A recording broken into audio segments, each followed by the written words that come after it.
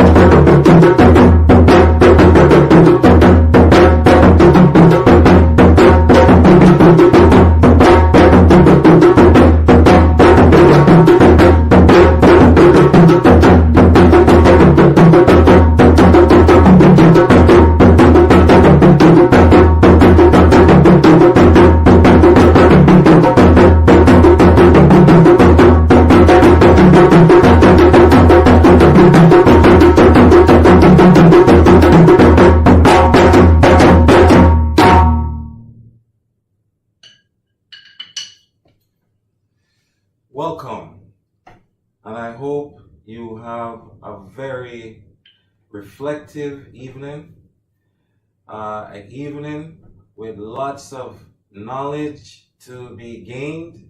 I hope our speakers are edifying, and I hope that we leave you with some good memories, and in the name of Brother Dudley Laws. Have a good function. Thank you.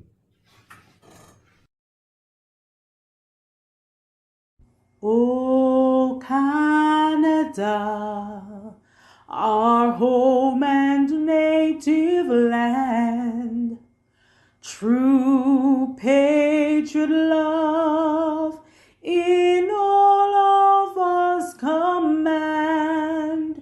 With glowing hearts we see thee rise, the true north strong and free. From far and wide, O Canada, we stand on guard for thee. Et ta valeur, tu vois tromper, protégera nos voies et nos doigts, protégera nos voies et nos doigts.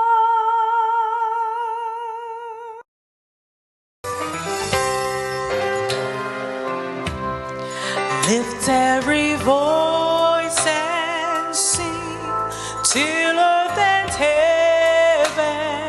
ring with the harmonies of liberty. Let our rejoicing rise high as the listening skies. Let it resound loud as the rolling seas.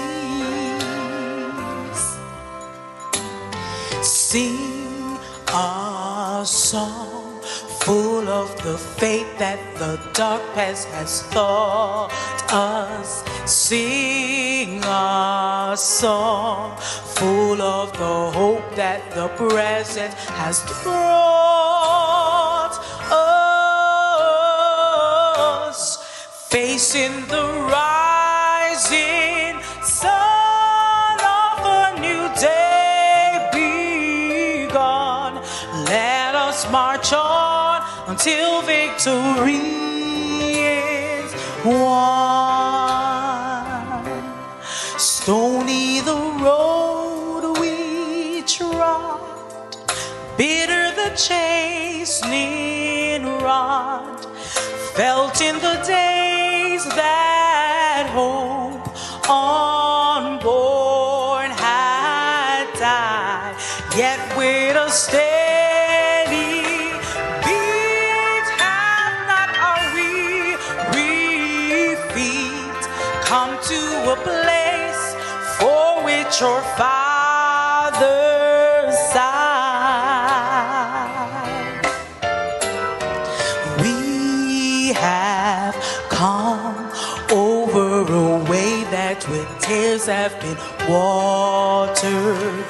We have come treading the path through the blood of the slaughtered,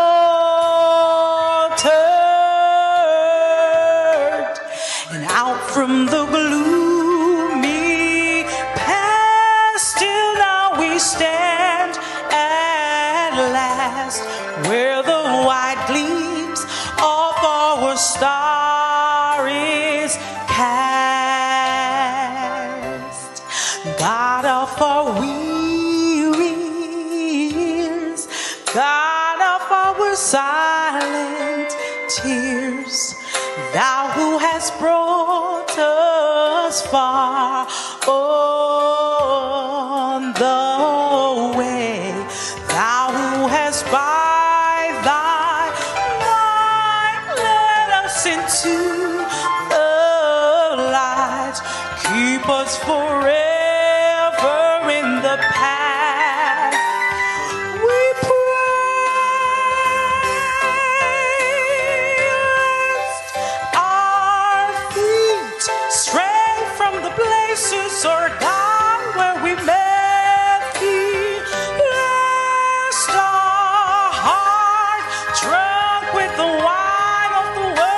We forget thee, shadowed beneath thy hands. May we forever stand true to our God, true to our native land.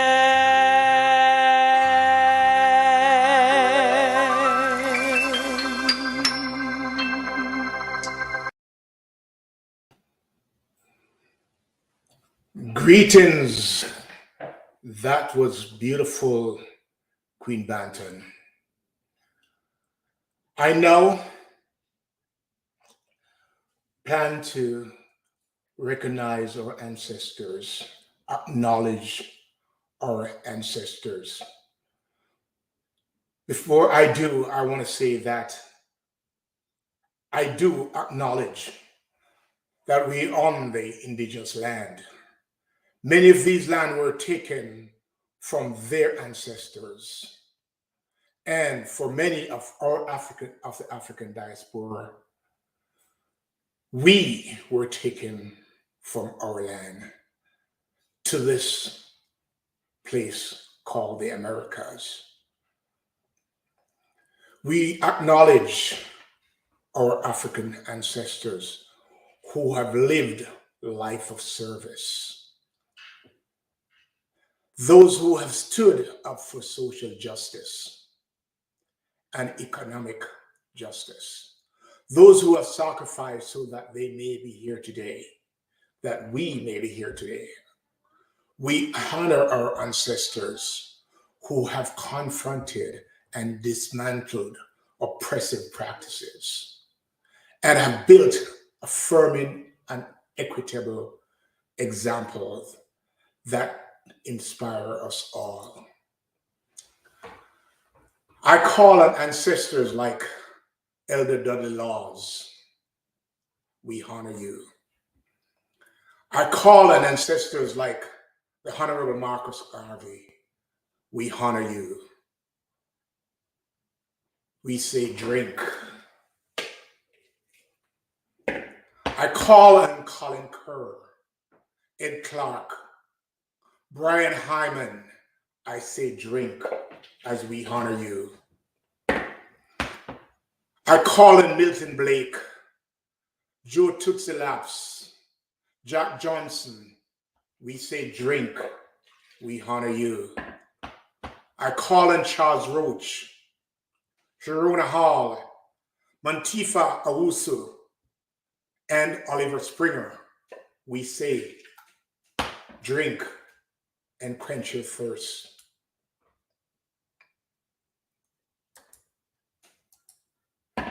You all stood against anti-Black racism and all form of prejudice, discrimination, antagonism, and last but not least, police brutality. We honor you. We say drink, drink and quench your thirst. We say medasi, medasi, medasi pa. Yo, it is good and it's finished. Ashe, thank you. Thank you.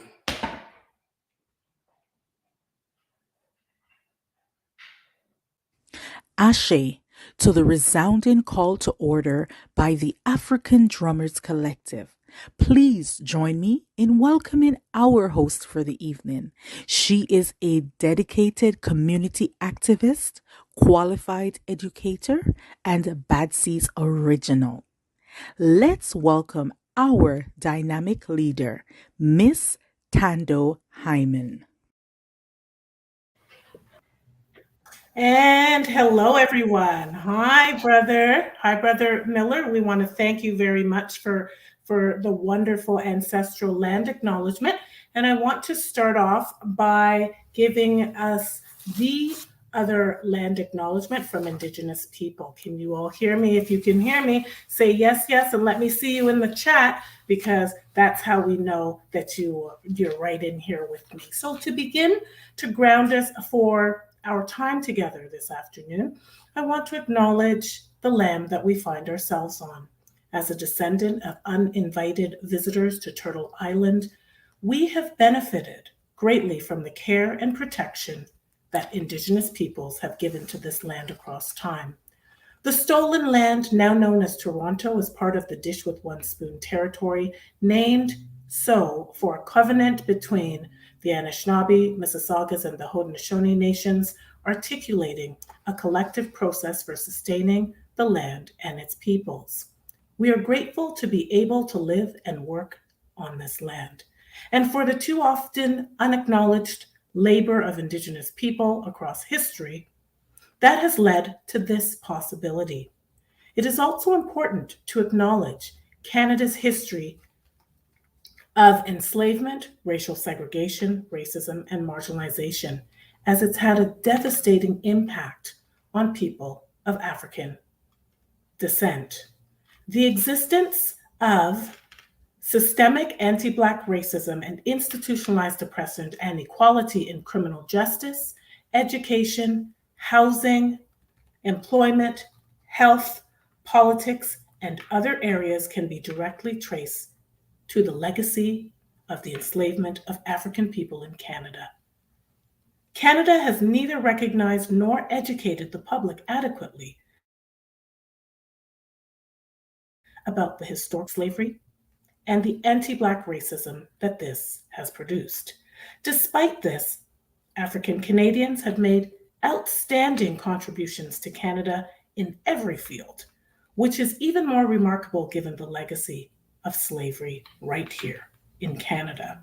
It is necessary to recognize the history of Black Canadians in order to build a more just and free society, free from discrimination. Miigwech and Ashe. And next is the pledge. The Black Action Defense Committee pledge. I commit my body, mind, and spirit to the protection, defense, and security of the red, black, and green. I dedicate my life to the redemption of Mother Africa and the liberation of her scattered Black children. I accept for myself and my descendants the teachings of universal African nationalism, and I promise that our children will be instilled with the purpose and knowledge of themselves as African people, in order that the cause of our struggle will never falter nor fail until all Black people are free and united through one God, one aim, and one destiny. And we are back, and we'd like to acknowledge the supporters, that being Roots Pharmacy, Mr. Denham Jolly, Ebony Gifts, Fifth Dimension Trading, the Carpenters Union, the Steelworkers Union, QPW Toronto Local 626, Twilight Enterprises, USW Local 8300, Sheila Burke, and Maxine Schrouder. And we'd like to address, we need donations, and BADSI is inviting everyone to donate to the Dudley Law Scholarship Fund so that the number of recipients can be increased on a yearly basis. So donations can be made to JCA Scholarship Fund, specifically for the Dudley Laws Scholarship. Tax receipts will be made out for donations of $20 or more. And I haven't seen people in the chat yet, but I am sure there are many people who've come to join us this year with respect to, this new and annual Dudley Law Scholarship Awards 2022. Greetings to each of 15 years of Dudley Laws. And the Black Action Defense Committee. But we'll see you soon, and very soon in person. Each year, we rededicate our commitment to eradicate all vestiges of anti-Black racism experienced by African Canadians in the city of Toronto and this nation as it relates to policing and the overrepresentation of Black youth, particularly Black men, in the criminal justice system, and those in education, and the lack of positive images and stories of our contributions in society. And in the spirit of lifting while we climb, we honor our elders. We heard from Elder Lee Miller earlier, and we know that past leaders will be continuing to document the wondrous past and empower our youth through these scholarship awards so that we can motivate and encourage them to continue to advocate, educate bases for a more just and equal society. So good afternoon. We are going to talk to a really important person. But before we do that, we're joining you virtually today as we pivot out of our double pandemic with the convergence of resistance movements that's taken place internationally, spawning the death of George Floyd. And no stranger to political action for the systemic change of policing, the Black Action Defense Committee continues to be in the forefront of leading change in policing and the criminal justice system today, as it did when it was first established in 1988. So,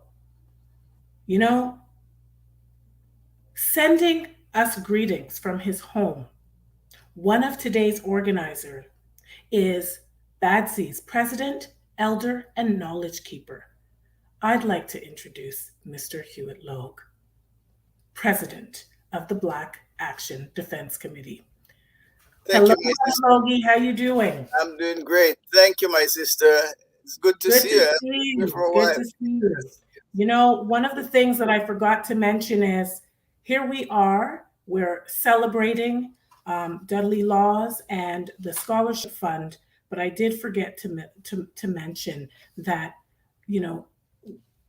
there are a number of ancestors that have gone on, and we need to take some time and a moment of silence to honor the lives of the Black community members senselessly killed due to a hate crime. We know that people today are joining us from their homes. There might have been high winds yesterday in your homes, which resulted in immense damage and power outages. So we hope that you are safe and taking good care.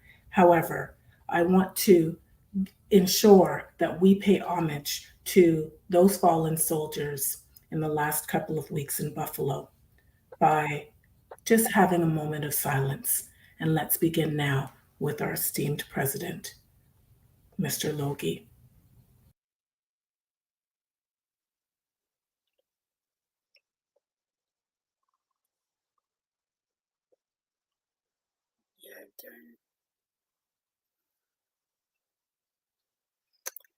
Greetings, my brothers and sisters in the struggle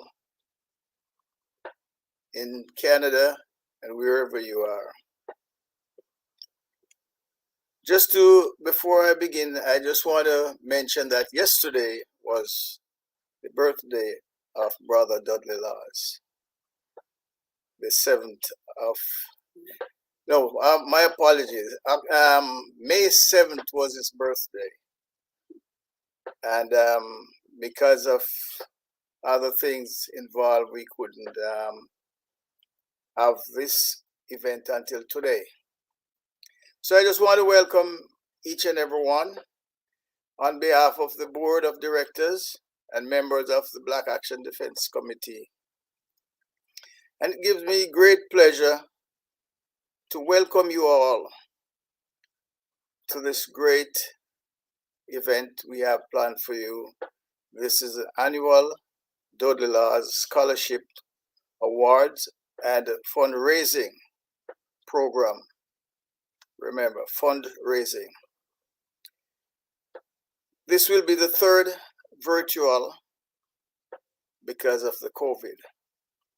Hopefully we can get back to doing it live next year. This event is to honor the memory of Mr. Laws and to fulfill his dream of contributing financially towards higher education for youths and young adults in the GTA. Mr. Laws was very passionate about the young people. He was always one to say if they can't take higher education, then they should go for a trade. And that was always his motto: education or trade for the young people. This evening, we are presenting this event to raise funds to do that.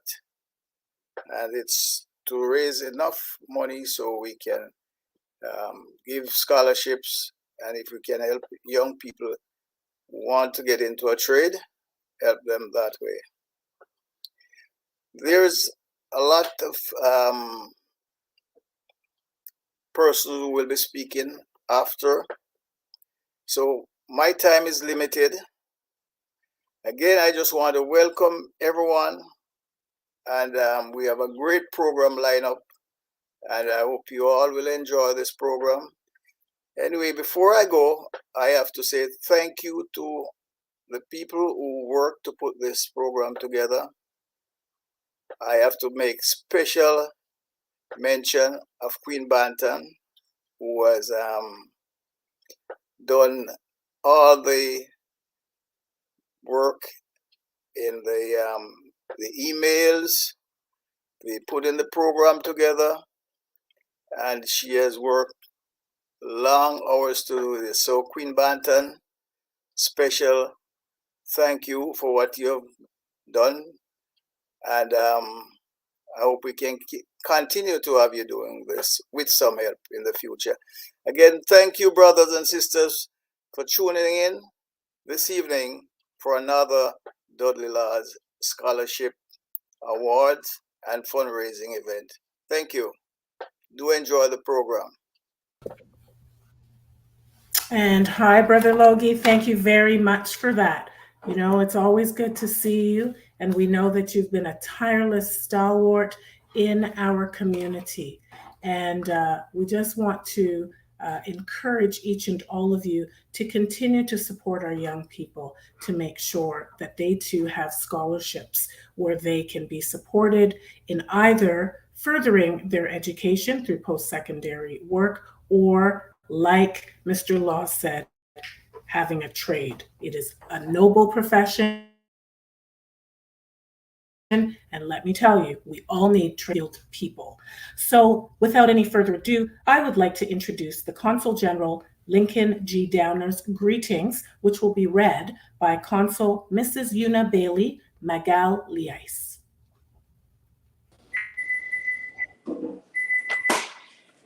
President and executives of the Black Action Defense Committee, distinguished guests, ladies and gentlemen, good afternoon to you all. I am Yona Bailey Magalhães, newly minted consul at the Consulate General of Jamaica. I am delighted to be with you today and to bring warm greetings on behalf of Consul General Lincoln Downer and the staff. I further wish to take this opportunity to thank President Hewitt Logie for the invitation to participate in this scholarship and recognition awards in memory of late Dudley Laws, a stalwart in our community. 34 years ago, your brave founders challenged the establishment to create better and livable conditions for people of African descent. The road was rocky and there were many obstacles. Notwithstanding, through perseverance, our community stood strong, not ceasing until the goals were achieved. This, ladies and gentlemen, is the endowment of the Jamaican indomitable spirit, whereby each and every one of us are called to stand up for justice, brotherhood, and peace, to work diligently and creatively, and to do all that is within our power to advance the welfare of the whole human race. As a people, we stand on the shoulders of the Right Excellent Marcus Mosiah Garvey, who inspired us to greatness. He said, with confidence, "You have won before you started." Also, he shared that if we as a people realized our greatness, we would not disrespect ourselves. This is important to the legacy of BADC and the quest to journey to your full potential, as so aptly described in your theme. I therefore encourage BADC members to create new partnerships and goals as you move into your new chapter, as you move into a new chapter of your history. Special congratulations to the 2022 awards recipients, all of whom have made a positive contribution to our community. I encourage you to strive for greatness and continue to make your mark on society. Thank you again for extending an invitation to the Consulate General. Best wishes for a successful event.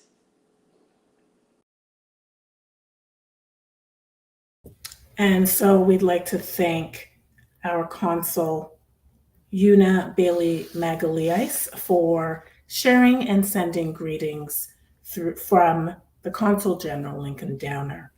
I'd like to ask now for some greetings from the President of JCA, Ms. Adoma Patterson.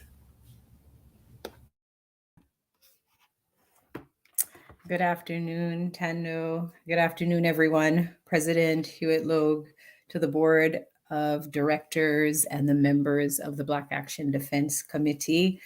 On behalf of the Jamaican Canadian Association, I bring you warm greetings and congratulations on hosting another annual ceremony, awards, and scholarship event. We miss you at the center. We are used to having this important event at the JCA Center, which continues to serve as a hub. And we certainly, as Logie said, look forward to having you back in person.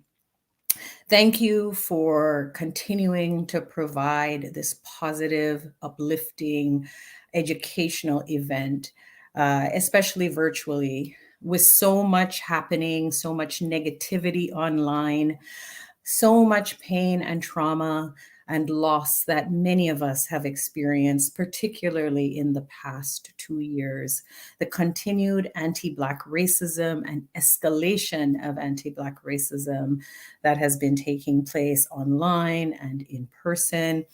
This event reminds us to stay hopeful, to continue to push forward for the changes that we know must happen, to continue to fight against anti-Black racism and systemic discrimination in our systems, and most importantly, to continue to support each other. The JCA and BADC have a long history together, as many of you are aware. And so we continue to support everything that you do, including the scholarship. Congratulations to this year's honorees, especially our JCA members, Dr. Sylvanus Thompson and Ivan Dawns. To all of the award recipients, we thank you for all you do in our community. I think it's just fitting that we think about Brother Dudley Laws and all of the founding members of BADC and the commitment that they made and BADC continues to make to lift while we climb. We see that evidence in the work you continue to do, the advocacy, and the support that you give to JCA and other organizations. So with that, thank you again, and we look forward to seeing you in person next year. Have a wonderful event. and in person we certainly shall be. And now I want to turn the floor over to another very important BADSI member, a historian and documentarian of BADSI's history, none other than Brother Kingsley Gilliam, BADSI's Communications Director. Good afternoon, Mr. Gilliam. Good afternoon, Thando. How are you doing? I'm great. I'm great. And to everyone listening, it's an honor and privilege for me to be here to tell you a little bit about the activities of BADSI over the last year. And despite the ravages of the pandemic and the fact that we cannot meet in person, BADSI has been the go-to organization in our community for advocacy. When people want advocacy action, they call us. And we have been representing our community on a number of fronts. As Director of Social Justice, of Communication, Social Justice, and Social Services, I handle a lot of calls, and they involve things like policing and other social justice issues, including the legal aid system, etc., and human rights, immigration, and a plethora of other issues. We are currently representing the community's interest in inquests, and we have about 3 inquests lined up, which have been delayed due to the pandemic, but one is on the way now, the Mark Ikoba inquest into a shooting out in Mississauga that took place in 2015, and that inquest started on Monday. And we have 2 very able young lawyers representing us there. These lawyers were groomed by Selwyn Peters, who handled that before.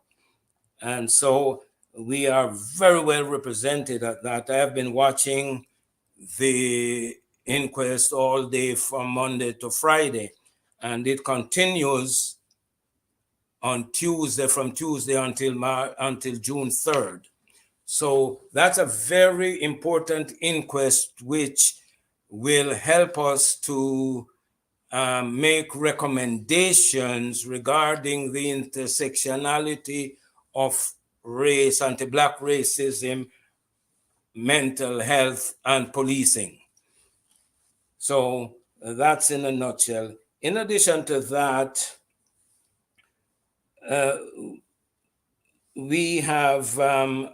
I have assisted individuals navigating these systems with significant success.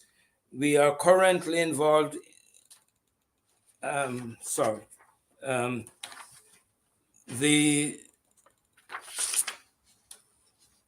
success includes assistance getting legal aid in a case where the victim was a victim of, the complainant was a victim of vicious, brutal beating in a tenement housing complex.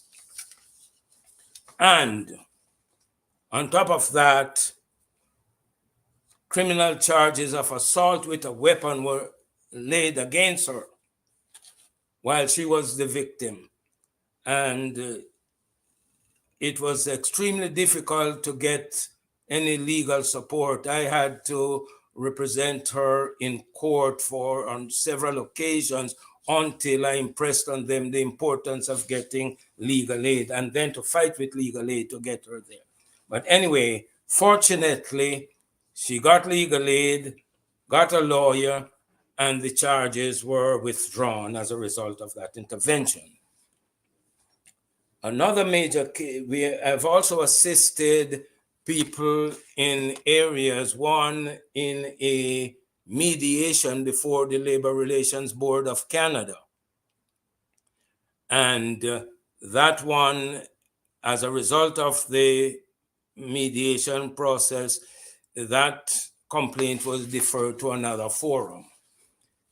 I also assisted another person, apparently a young Black lawyer from our community, in a human rights complaint before the Federal Human Rights Tribunal.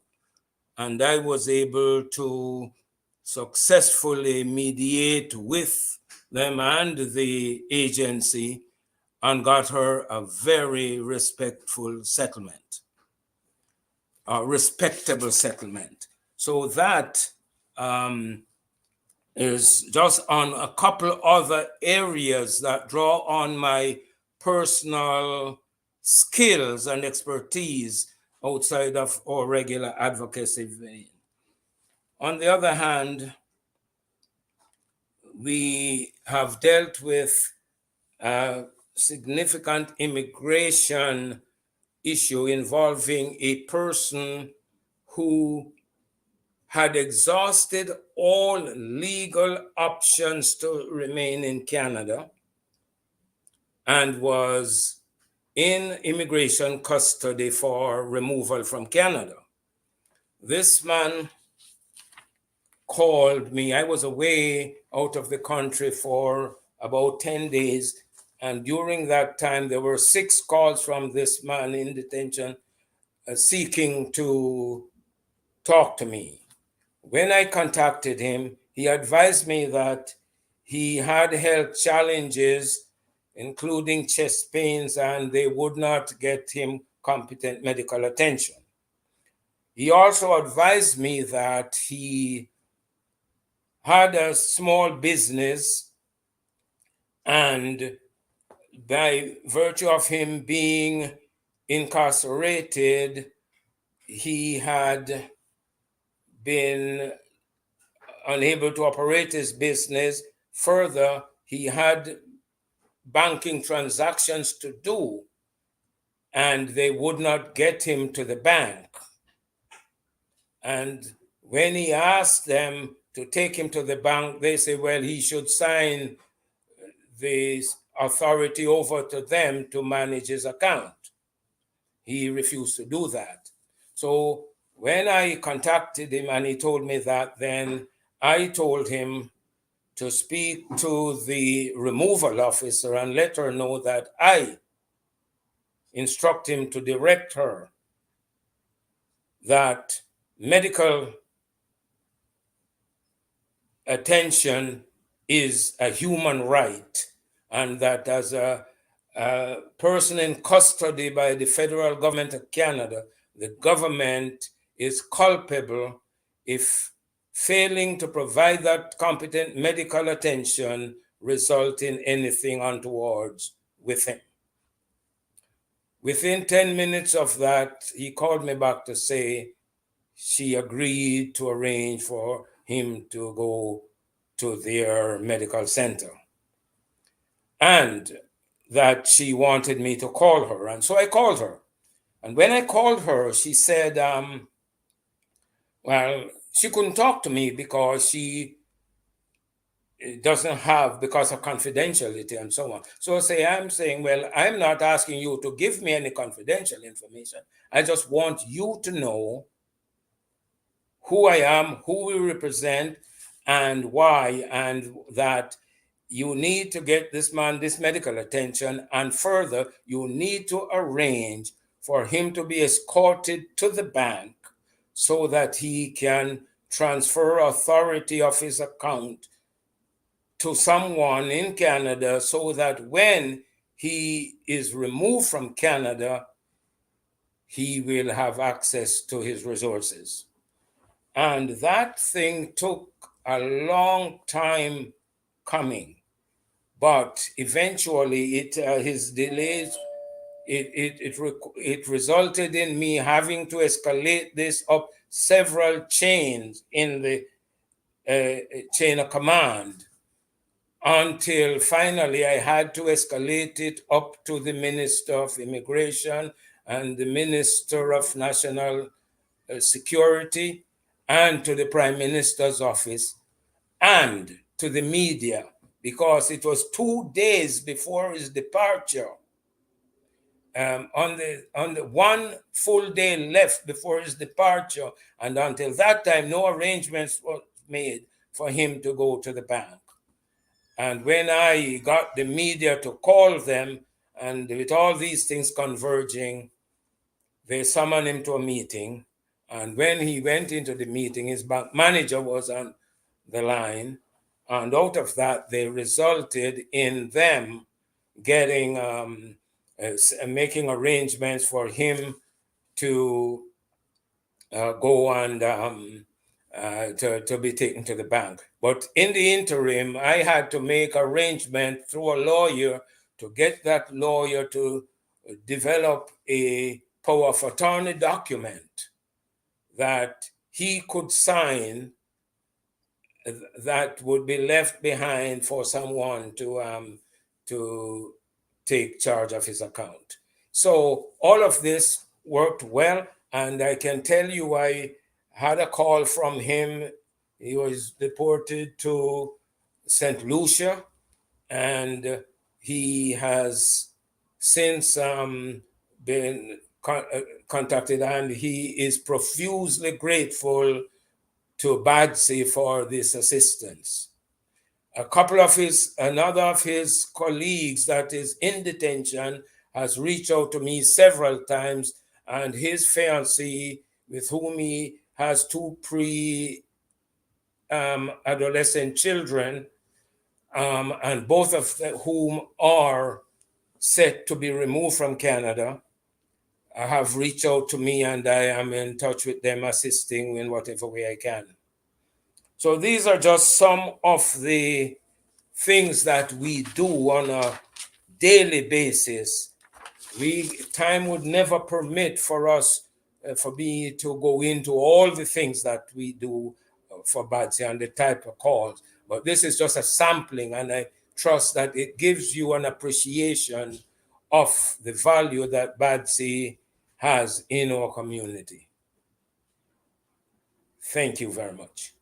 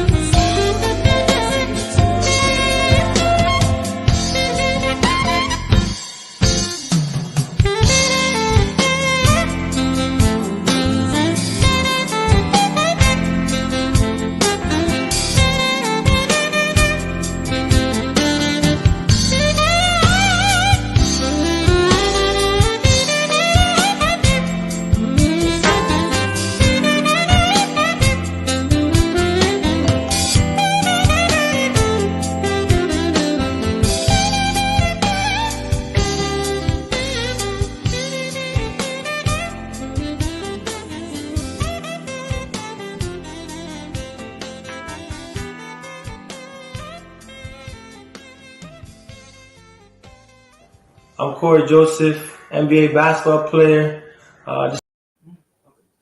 Big shout out to my boy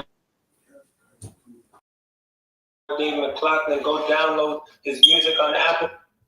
And yes, indeed, that was the sweet saxophone sounds of none other than Dave McLaughlin, and we always love to hear him.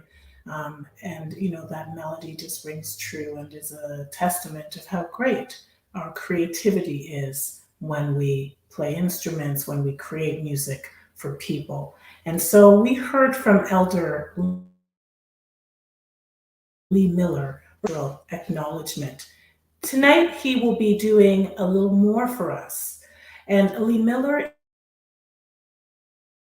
is the co-founder of the Alliance of African Canadian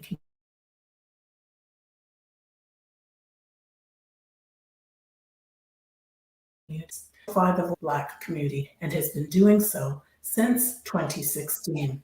They also facilitate a program for young people called the Sankofa Mentoring and Identity Program, helping students from grades 4 through 12 go back and fetch their own African identity.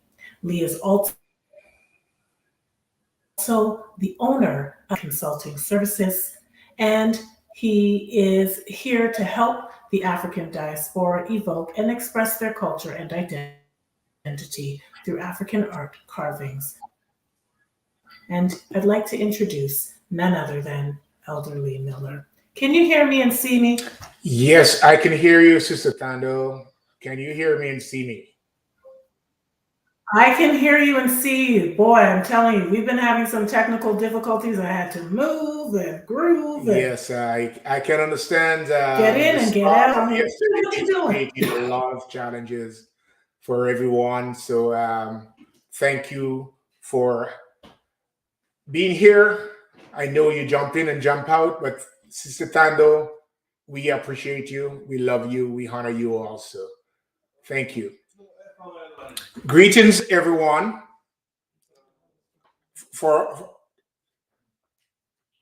I thank you, and I'm honored to be here today.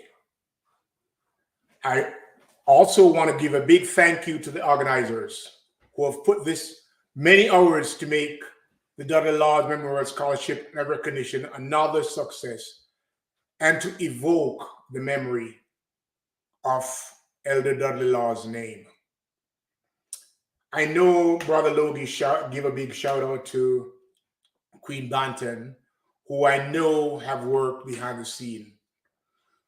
From her connection with me, I see her as this director and producer of this event. Big shout out to you, Queen Banton. It's an honor. It's a privilege to share the platform, though virtually, and I would assume later on with Dr. Julius Garvey. And yes, it's an honor. It's a privilege to speak to you. The theme of this year's award is Journeying to Our Full Potential. My message to evoke a correlation between your potential and having a purpose. For one to meet their full potential, they must be able to answer these 4 questions. Who am I?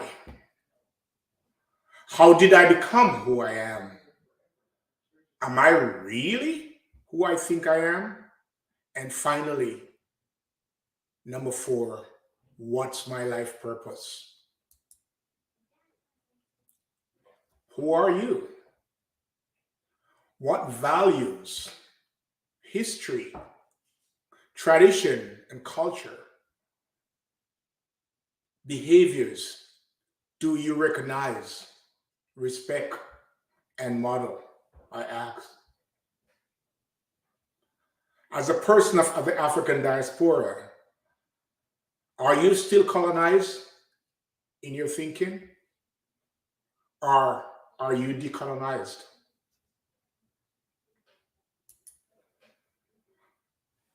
How did you become who you are?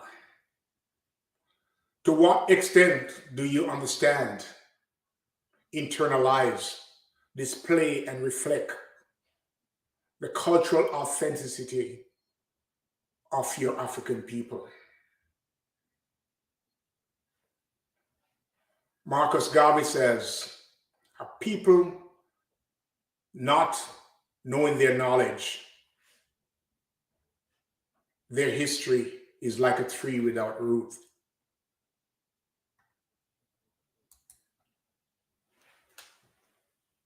How is your root?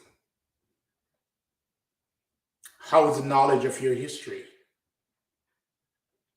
Is it a colonized history that you know, or is it a decolonized history?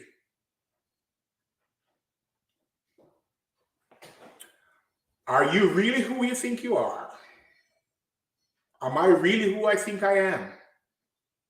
To what expense do I possess, or you possess, and consciously apply the lasting cultural standards that measure the being and becoming of your African people? I ask you. Are you ready to say that you are of the African diaspora? Are you ready to say, comfortable, that you're an African?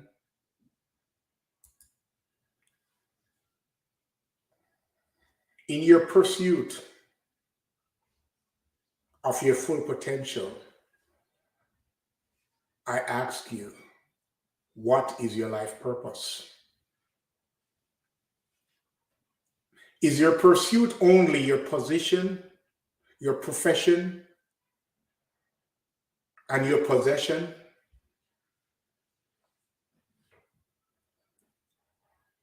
What is it that Elder Dudley Laws remember for? What is he remembered for? Was it his position, his profession, or his possession? So in your pursuit of your life potential, are you modeling the style, the journey of Elder Dudley Laws? He had a purpose.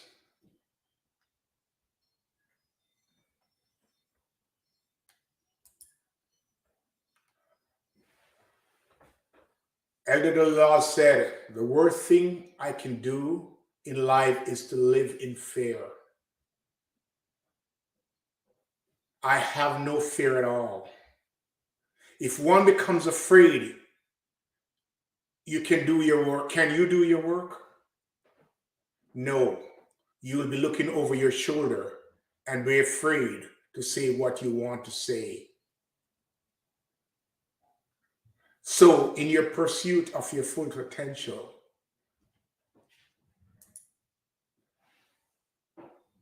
you must give. Because for you to pursue your life purpose, the meaning of life is to find your gift. The purpose of life is to give it away. Elder Dudley Laws gave his life to his purpose.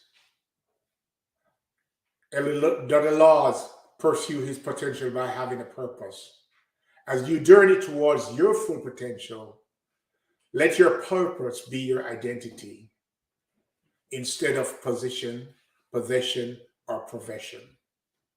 Again, I ask, let your purpose be your identity, not your position, not your possession, or your profession. What good? May God bless you. Thank you.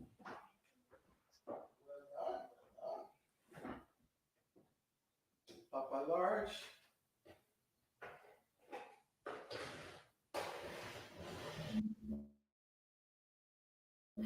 And so, LD, how are you doing? We want to thank you for your powerful words about understanding what our purpose in life is. They say that our purpose is to make the world a better place for our children and our children's children, for those who come after us. And so when we think about those things, we want to make sure that we are on earth with a purpose and a mission. And I think that you have been trenchantly able to point that out to us. And so for those of you that were here with us last year, where we did this virtually for the very first time, we were fortunate to have Dr. Julius Garvey with us. Unfortunately, at that time, we had serious technical difficulties. And so this year, back by popular demand, we are going to play an excerpt of his speech. Please do stay tuned and take a listen. Hey everyone, this is Stacey Little, and I just want to congratulate all the recipients tonight. I want you to know that success lies within you. All right, blessings.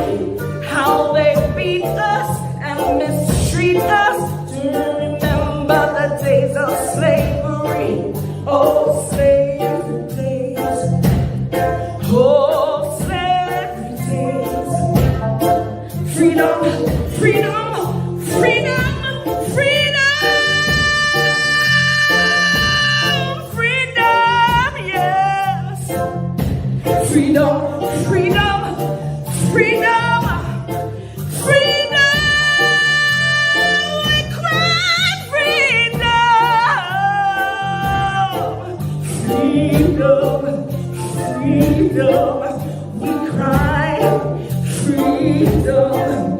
Try to remember, to remember. Let your children know, let your, hey, remember the days of slavery. Now we are free, but you need to remember the days of slavery. Freedom, freedom, freedom, freedom, freedom, freedom, freedom, freedom, freedom, hey, freedom, freedom, freedom, freedom, freedom, freedom, freedom. We are free. Yeah.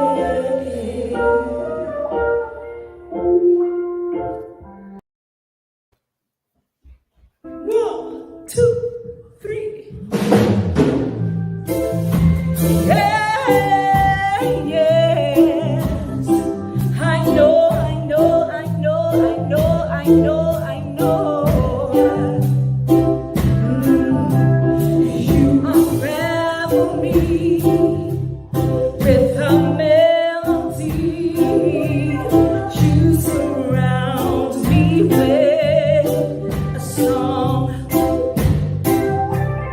of deliverance from my enemies till all my fears have gone. I'm no longer slave to fear. I am a child of God. Well, I'm no longer slave to fear. I am a child of God. Oh, from my mother's womb, you have chosen me. Love has called my name. I've been born again into a family. Your blood flows through my veins. Oh, well, I'm no longer slave to fear, for I am a child of God. I am no longer slave to fear.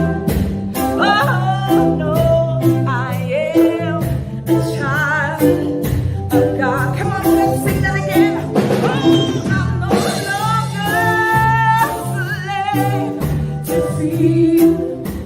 My God, oh, I am a child of God. I'm no longer slave to fear. I am a child of God. Come on, He split the seas. Oh, you split the seas so I can walk right through it. My fears are drowned in perfect love. You rescue me, now I can stand and sing. I am a child of God. Oh, well, I'm no longer a slave. I'm no longer a slave. I am a child of God. I'm no longer a slave to fear. I am a child of God. Ooh. Come on, declare it. We are victorious. We don't have to live in fear. Woo!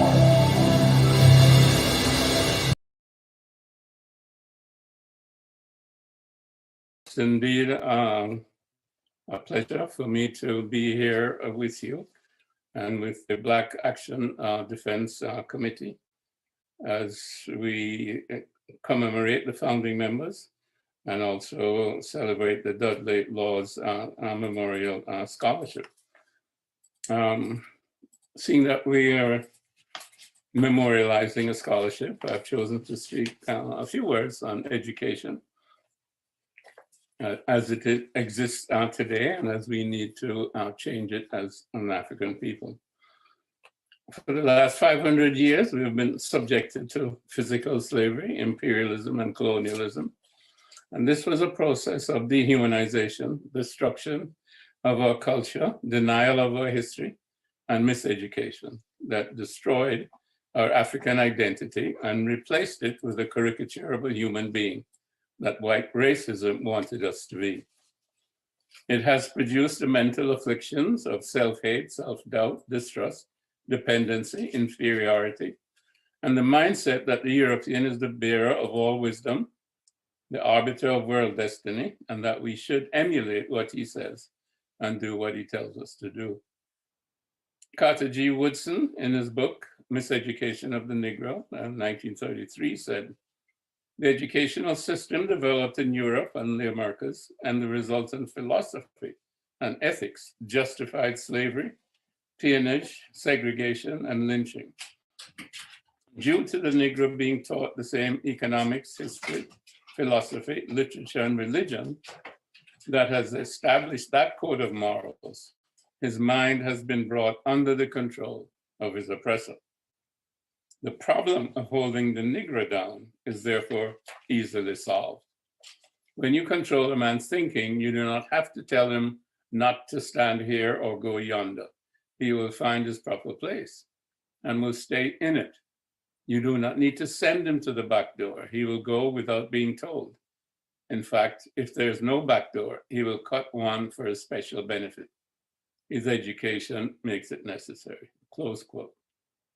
Marcus Garvey, 1937, in a speech in Halifax, Nova Scotia, said, "We're going to emancipate ourselves from mental slavery because whilst others may free the body, none but ourselves can free the mind." We have not understood this, but have accepted physical freedom as our destination and have absorbed a materialistic philosophy, scientific materialism, technological industrialization, and a capitalist economic system that Europe has developed and which has gained worldwide currency. These ideas have exacerbated conflicts between people, brought the world to the brink of nuclear disaster while depleting the non-renewable resources of the planet and creating deforestation, soil erosion, toxic waste, and pesticide buildup. We're running out of resources to feed the industrial economy: oil, gas, fresh water, clean air, food, forest, biodiversity, species diversity, etc., garbage dumps, ocean space for our trash, and so on. Climate change and global warming are the result. A global crash is fast approaching, the sixth global extinction, and we are in a recession at the present time, which is probably similar, if not more extensive than what we had in 2008. Clearly, what Europe has produced is a technological civilization based on the values and philosophy of scientific materialism, individualism, greed, and imperialism. The current dominant capitalist world system generates international polarization, conflict, income inequality, widespread unemployment, exploitation, and dependency. Modern education based on scientific materialism has redefined knowledge based solely in terms of scientifically measured facts. Only what is measurable exists and is worthwhile. There is therefore no objective meaning, purpose, or moral integrity in the world. We're therefore reduced to physical entities experiencing physical events and sensations, responding with rational intelligence based only on feelings. This gives rise to a society based on scientific and technological manipulation to satisfy sensations and feelings. The social order is divided then between the powerful technological elite, who are the manipulators, and the manipulated and conditioned masses seeking happiness and prosperity while relying on the class of experts. Humanity becomes inherently meaningless. Matthew Arnold said, civilization is the humanizing of man within society. Most European and American nations have not achieved that. What they have achieved is the dehumanization of man. Africa and Africans in the diaspora, in order to survive and prosper, must discard the current European ideologies and create a new paradigm. Fortunately, the African experience has always been a search for and a practice of what it means to be fully human. Our history is the longest in the world and the most glorious, since it gave us the origin of mankind and the basis for civilized living. Marcus Garvey said, education is the process by which a people are prepared for the creation of their own particular civilization and their own advancement and glory. All African educational systems, beginning in Kemet, are rooted in the cosmic view of a divine creation, with humans as an integral part of that manifestation, as well as its highest expression. The purpose of the educational socialization process was the transformation of the human towards the full expression of his or her divine potential. The philosophical concepts behind this is Ma'at, translated as truth, justice, harmony, order, balance, righteousness, and reciprocity. Ma'at concerns itself with the interrelatedness of all areas of reality, the divine, cosmic, man, society, and the state. These dimensions must be balanced and are essentially one dimension. With this philosophy and spirituality, we can recreate African humanism as the new old paradigm for the 21st century and beyond. The battle is for the minds of our people. To create the paradigm of African humanism, we must have an educated populace. This is the only guarantee of the transformation necessary for success. Steve Biko said, the most potent weapon in the hands of the oppressor is the mind of the oppressed. African teachers must therefore understand African history, practices, spirituality, philosophy, and pedagogical theories in education and socialization to create the space to facilitate the process of human transformation and the constant pursuit of perfection necessary to develop the new African. It is by education that we transmit our culture. Culture is the instrument by which we deal with reality, by which we adapt reality to ourselves. One's consciousness creates and conceptualizes the belief systems through which one views the world and organizes reality. Thus, culture is an instrument of power, because power is our ability to define reality. If we give up our culture and allow it to be replaced by somebody else's culture, then we have given up our power to control reality and have become the servants of someone else. No tree can grow without roots. Marcus Garvey said, a people without the knowledge of their past history, origin, and culture is like a tree without roots. No building can stand without a foundation. How then do we transmit our culture? By education, we transmit culture. We Africans have a spiritual culture, and when we repair our cultural breach, we will have liberated our minds from mental slavery, restored our self-esteem and self-confidence, and opened up the infinite resources of our creative intelligence. Martin Luther King said, it seems to me that education has a twofold function to perform in the life of man and in society. The one is utility and the other is culture.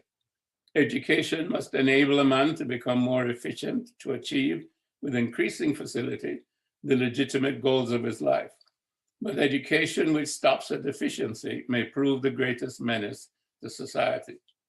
The most dangerous criminal may be gifted without limit, but have no morals. We must remember that intelligence is not enough. Intelligence plus character, that is the goal of true education. The complete education gives one not only the power of concentration, but worthy objectives upon which to concentrate. Education will therefore transmit to one not only the accumulated knowledge of the race, but also the accumulated experience of social living. If we're not careful, our colleges will produce a group of closed-minded, unscientific, illogical propagandists consumed by immoral acts. Be careful, brethren. Be careful, teachers. Close quote. So the magnificent purpose of education then is to humanize and socialize and civilize our species. As Marcus Garvey said, it is only through our spirituality and science that we can combat the naked materialism of the current age. We have to create an educational system that is based squarely on the truth of Africa's agency in world history for the last 10,000 years. We cannot have sustainable economic and social development without maximizing our human resources. If we do not change, we will self-destruct. Needless to say, teachers are the bulwark of a learning society and are needed to bring out the God-given genius in each of us. Education derives from the Latin ex ducere, to lead out of. So it is your duty, teachers, to draw out that gift from God that is in each of us and give it the tools to be creative, problem-solving, and cooperative. Very often that gift is hidden by hunger, emotional distress, fear, anxiety, lack of self-esteem, parental abuse, etc. And this calls for love, kindness, and compassion, not just the advanced degree and the long CV. A few last words from the Kemetic wisdom keeper, Ptahhotep. Ptahhotep was existent in 3000 BC, and he said this of the model teacher. The model teacher, 1, feeds the soul of the student with what endures. 2, is known by his good actions. 3, her heart and tongue match. That is, she's not hypocritical. 4, the teacher's lips are straight when speaking. That is, does not tell lies. 5, his eyes are made to see what will profit the student. 6, her ears are made to hear what will profit the student. 7, he acts with ma'at, that is, truth, justice, order, righteousness, and harmony.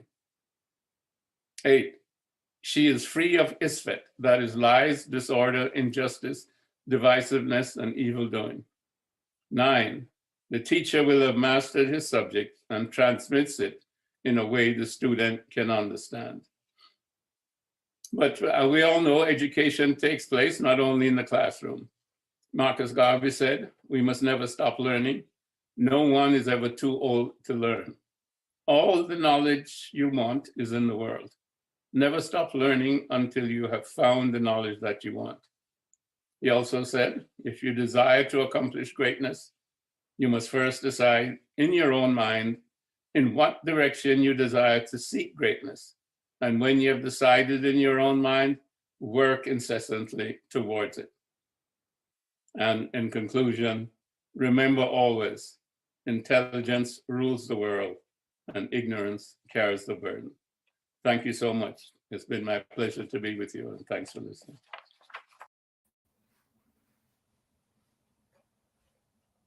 And that is the wonderful Dr. Julius Garvey. Intelligence rules the world, and ignorance will hinder it. And we know that right now in the world, there's a lot of ignorance, but he has given us a tremendous clarion call to action. That clarion call is twofold. It is one for our educators, and it is another for our parents and our community in order to build the next generation of young people who will be those who think through a critical consciousness focused lens on what education is intended to do, which is to emancipate and liberate. He spoke about Stephen Biko's work and the need for ensuring that education really be oppressed. And of course, we know of Bob Marley's work, Emancipate Yourself from Mental Slavery. He said, power is our ability to define our reality. And that reality comes from knowing who we are. As African people, he said, we're spiritual, and no tree can grow without roots. And so, of course, we want to thank Dr. Julius Garvey again this year in 2022 for joining us at the Dudley Laws Scholarship Award 22. And I want to give a big shout out to our dear minister's sister, Stacy Little, who really livened up the place. And he speaks about African people having spiritual culture. We know that she does because she really was powerful in her rendition. And I did see in the chat that people are really encouraging one another. Please keep the chat going. Keep it moving so that we can see you. We know that you're here. And when you interface with us, we'll know how it keeps working. So without any further ado, here's another performance by the African Drummers Collective. Yes. Good afternoon, everyone. Good afternoon, everyone. Once again, the African Drummers Collective is representing and just quite pleased to be performing at the Dudley Laws Memorial Scholarship. This is a worthy, worthwhile cause. Brother Dudley Laws have done so much for our community, and it's just a good way to honor his memory, his long, hard, arduous work in this community for liberation, and we're very pleased to be here. My name is Kwabena, and here is my son Temba on Dunes, and we hope that you like what we're doing today. Okay? All right.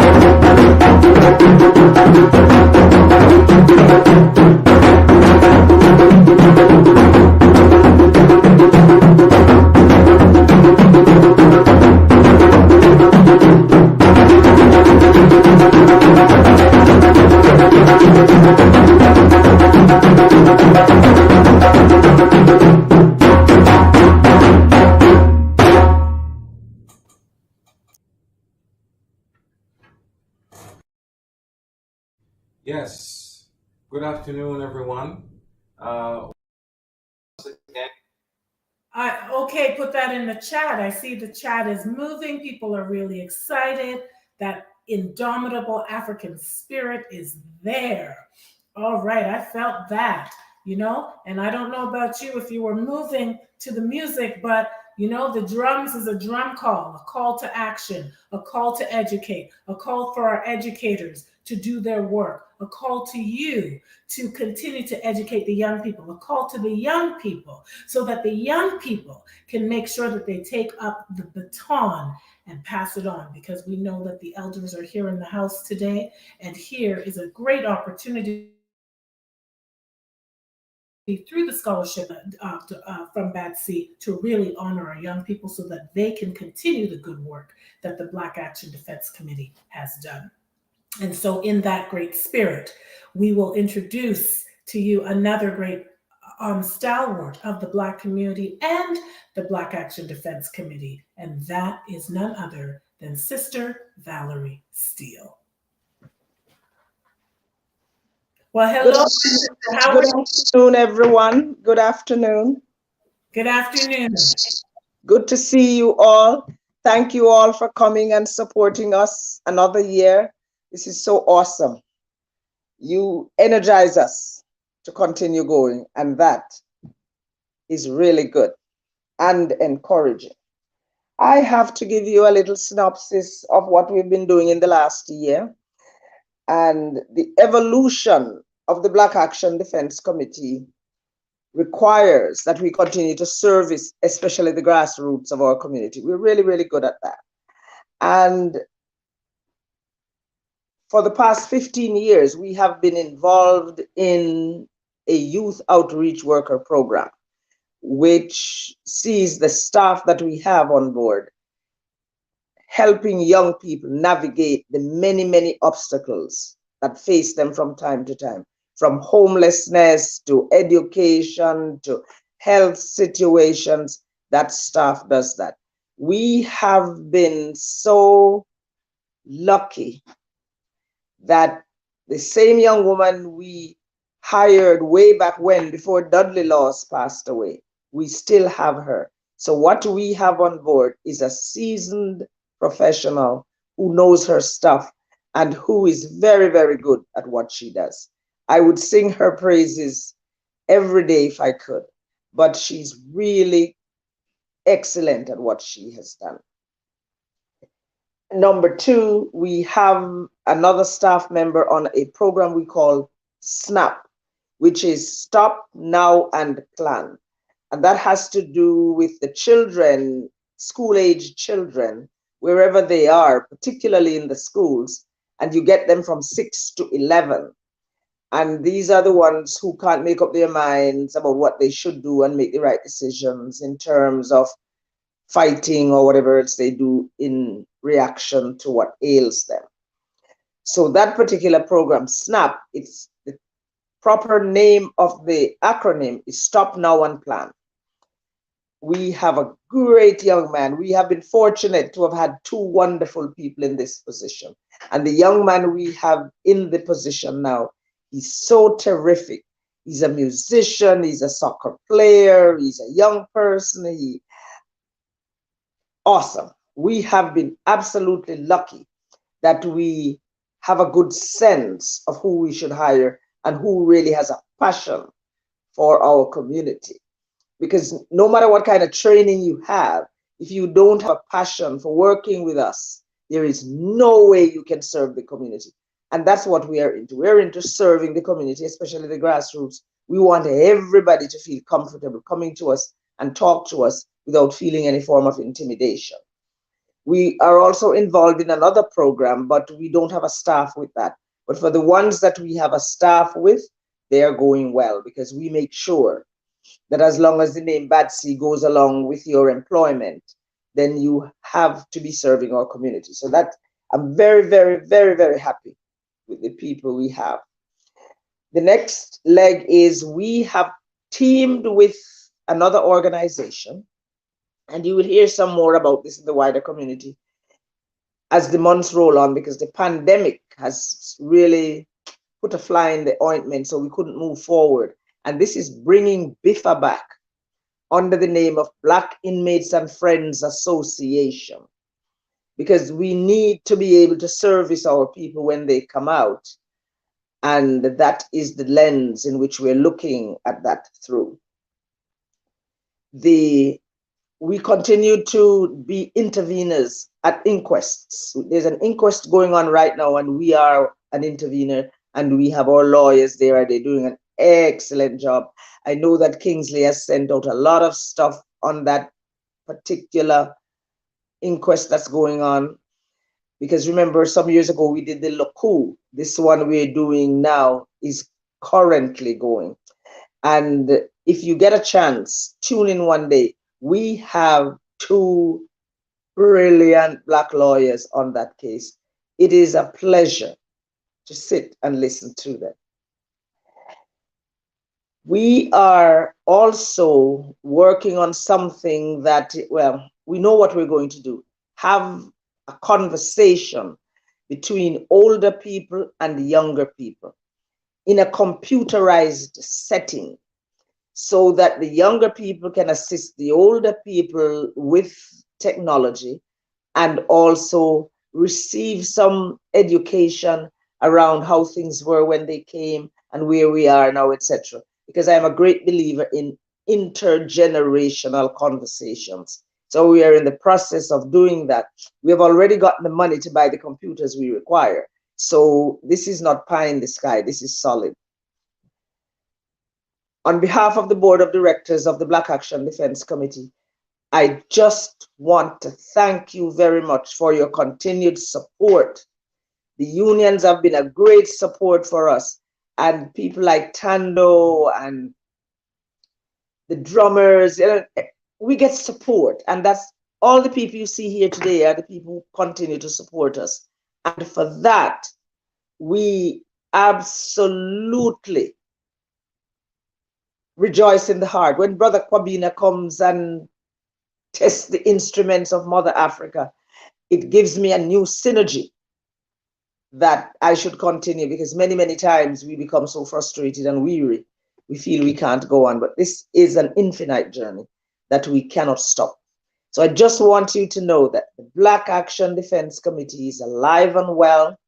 I am sure Brother Kingsley has explained to you some of the other things we do, because we do a whole lot of stuff and we sit at all kinds of technical tables. So we are really happy that we have all lived this long to be of use to our community. And on that, I'll say one love, walk good, and thank you for your continued support. Today's sponsor, Fifth Dimension Trading.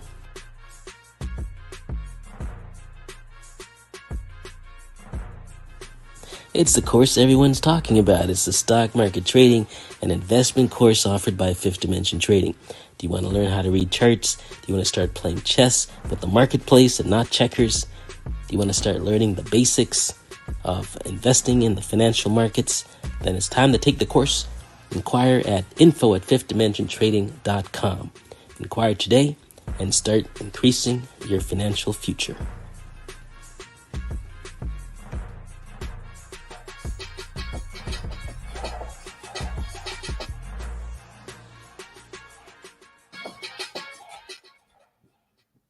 And that was Fifth Dimension, a proud sponsor of this year's BATSI Scholarship Youth Awards. We thank the Fifth Dimension, and we're also going to acknowledge our other sponsors, Roots Pharmacy, Mr. Denham Jolly, Ebony Gifts, Fifth Dimension that we heard of, the Carpenters Union, Steelworkers Union, QPW, Toronto Local 626, Twilight Enterprises, USW Local 8300, Sheila Bullock, and Maxine Schrouder. And of course, BATSI is always looking for donations, so please make sure that you make your donations out to JCA Scholarship Fund, specifically for the Dudley Law Scholarship, and tax receipts will be provided for donations of $20 or more. So we want to thank Sister Valerie, our Vice President of the Black Action Defense Committee, for giving us the highlights, because, you know, oftentimes we talk about the late, great Dudley Laws, and many people ask, well, what is BATSI doing now? What is BATSI doing today? And so they continue to do the work of our young people by having young people reach out and do youth outreach. Very, very important and vital, because when youth are speaking to youth, there's often many seeds of promise and many opportunities to interface in ways that members of our community may not be able to. But of course, we know that a community is a part of an entire group, from the children to the elders to the youth, to those that continue to work and bring knowledge and keep that knowledge. So we want to thank you, Sister Valerie, for the highlighted update. And I think I saw in the chat people bigging up some of the wonderful workers at BATSI, and we want to thank them for their ongoing work, because we know to do this work, it's difficult. To do this work, it's hard. To do this work, we want to celebrate and honor the good things that you continue to do. So we thank you once again. And next, we will have the trumpet sounds of Jeff. Do take a listen.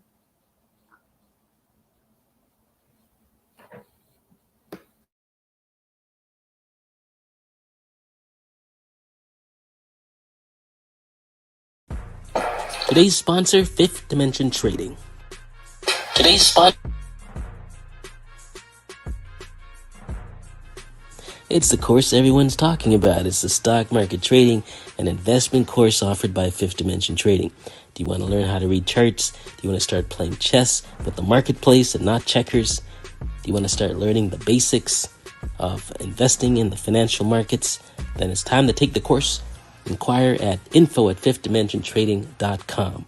Inquire today and start increasing your financial future.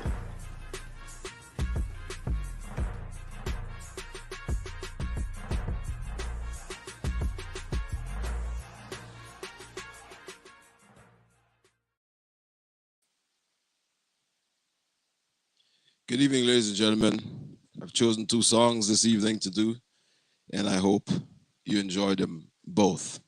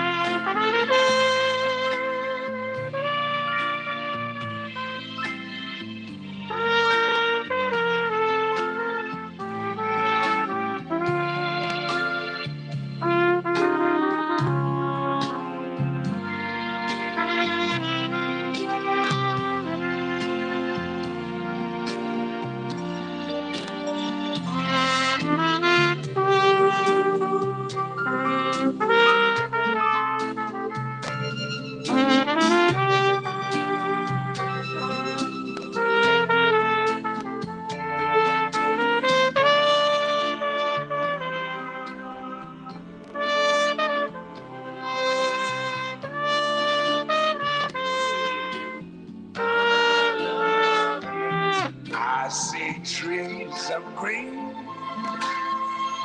red roses too. I see them blue. I'm going to join Mr. Louis Armstrong. For me and you. And I think to myself, And even though the world seems to be in turmoil, what a wonderful I still believe world. it's a wonderful world. Here what it says. I see skies of blue, the clouds of white, the bright blessed day, in the dark sacred night.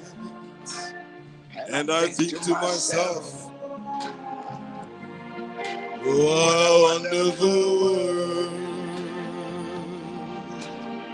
My friends, the colors of the rainbow, so pretty in the sky, are also on the faces of people passing by. I see friends shaking hands, saying, how do you do? They really say, I love you. And I hear babies cry, and I watch them grow. They'll learn much more than I'll ever know. And I think to myself, what a wonderful world. Yes, I think to myself, what a wonderful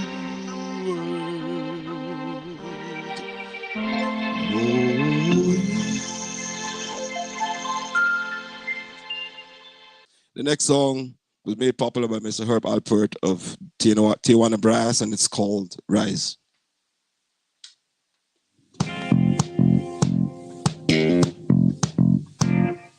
Just clap along, whistle if you can, tap your feet, you can dance if you want to.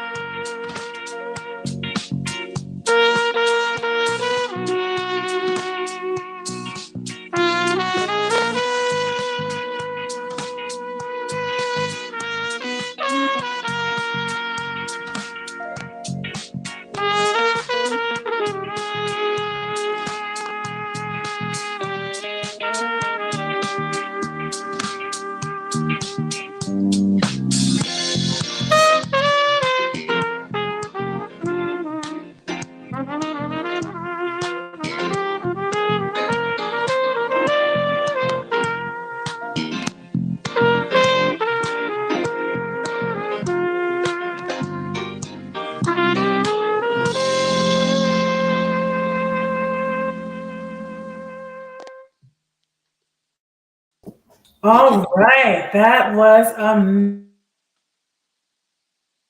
amazing. Thank you very much. Done a fabulous job, not just playing an instrument, but singing as well. And who knows that is one of Dudley Law's favorite songs, What a Wonderful World. Thank you very much for that rendition. We are warming up right here in the house this evening. And to address us next is the principal of the Afrocentric Alternative School, followed by the presentation by the bursary donor, Mr. Alton Brooks, who is the founder of Fifth Dimension Trading, and of course, our student recipient, Akil Barrett. Over to you.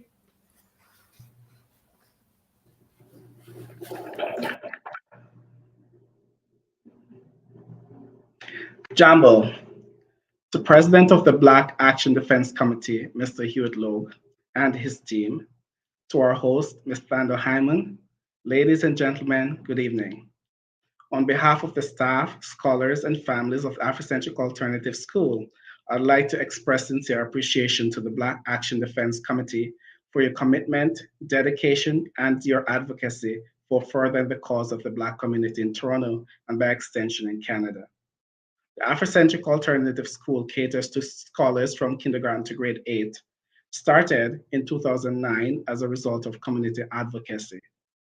In collaboration with parents, caregivers, and the community, we created a space where children's lived experiences are celebrated and recognized. Our school is located at 1430 Shepherd Avenue West, which is the major intersection is Shepherd Avenue West and Keele Street in Toronto. We welcome scholars from across the GTA as we focus on 4 key outcomes: academic achievement, self-pride, motivation to succeed, developing scholars as leaders. A few highlights. At our school, every classroom is fully equipped with technology to cater to the needs of all scholars. We have high academic achievement for all students, one of whom will be receiving an award today.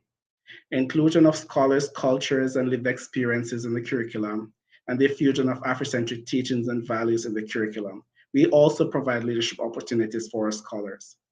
Our mission at the Afrocentric Alternative School is to build, succeed, and lead together.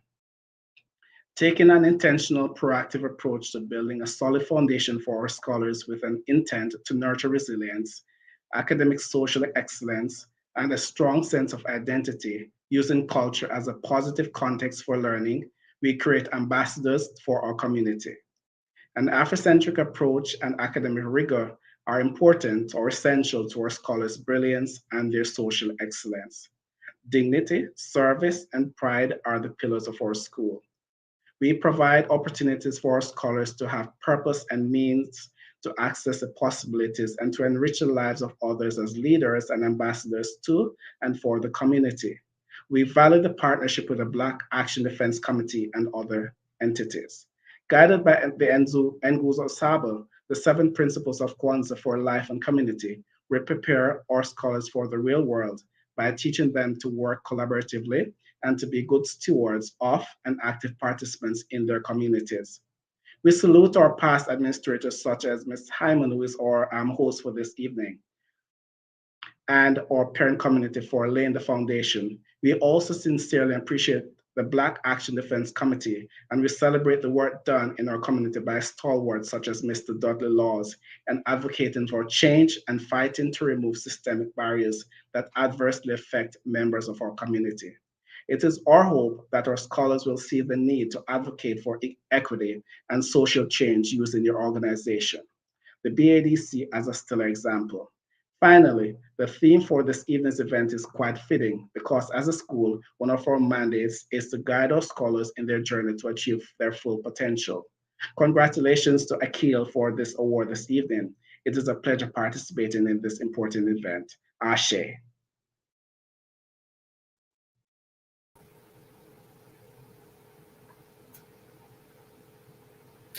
A hearty good afternoon and greetings to the virtual Dudley Laws Memorial Scholarship and Recognition Awards.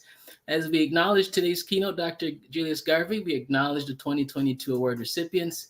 We acknowledge also the BADC Board of Directors, employees, and volunteers who continue to fight on our behalf for racial equality. Fifth Dimension Trading is proud to sponsor today's Afrocentric Alternative School Student Bursary. And congratulations to this year's winner, Akil Barrett. Akil, you'll often wonder what your true purpose and potential is for your life. It is very simple. Your purpose is simply to discover who you really are. Discover your who. Unleash your fullest potential by going on a journey inward to find out about yourself. Akil, you may not realize it, but you are actually now journeying to your full potential. Your life is about enabling you to reach your potential, becoming everything that you're capable of becoming, and to experience your highest level of psychological development by discovering and having a desire to know more about your mind and your character. So embrace the power of your imagination to realize the dreams of your heart. Release yourself from anything that holds you back from achieving those dreams. And each year forward, close that gap between the who that you're discovering that you are, the life that you're living as a student, and the life that you're born to live after all your studies are done, so that you can experience the total joy, creativity, innovation, and having the ability to create a real love connection between the work that you will eventually do in your life and your personal life and relationships you'll develop along the way. It is your right to know your identity, to discovering your who, and your right to live it. And when you do, you will find real purpose and fulfillment. As my good friend, Mr. Reynolds, just said, just remember to build, succeed, and lead. It is our pleasure to award you this bursary today. Congratulations, Akil Barrett.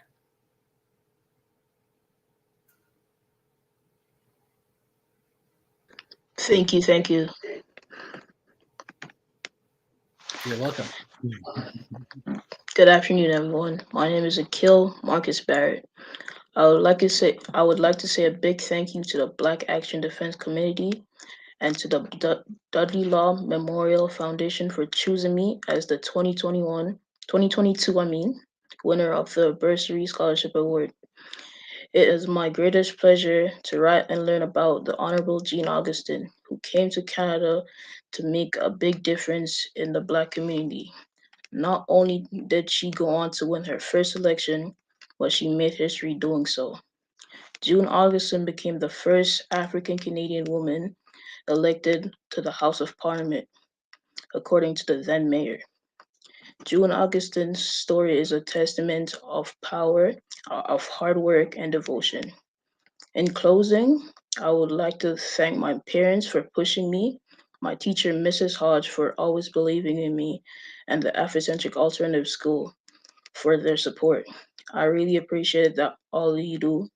Again, a big thank you to everyone, and do enjoy the rest of your evening. Thank you.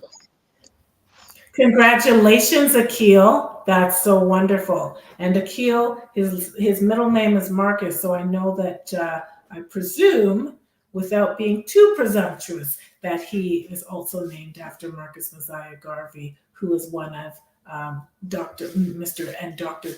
Julius Garvey and Mr. Dudley Law's greatest inspirations. We congratulate you, and we're looking forward to all of the ongoing work that you will continue to do.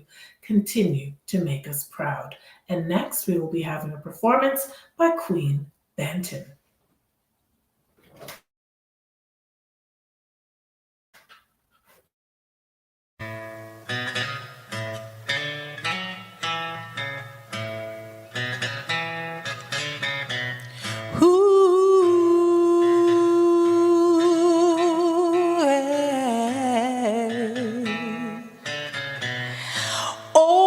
Pirates, yes, they robbed I, sold I to the merchant ships.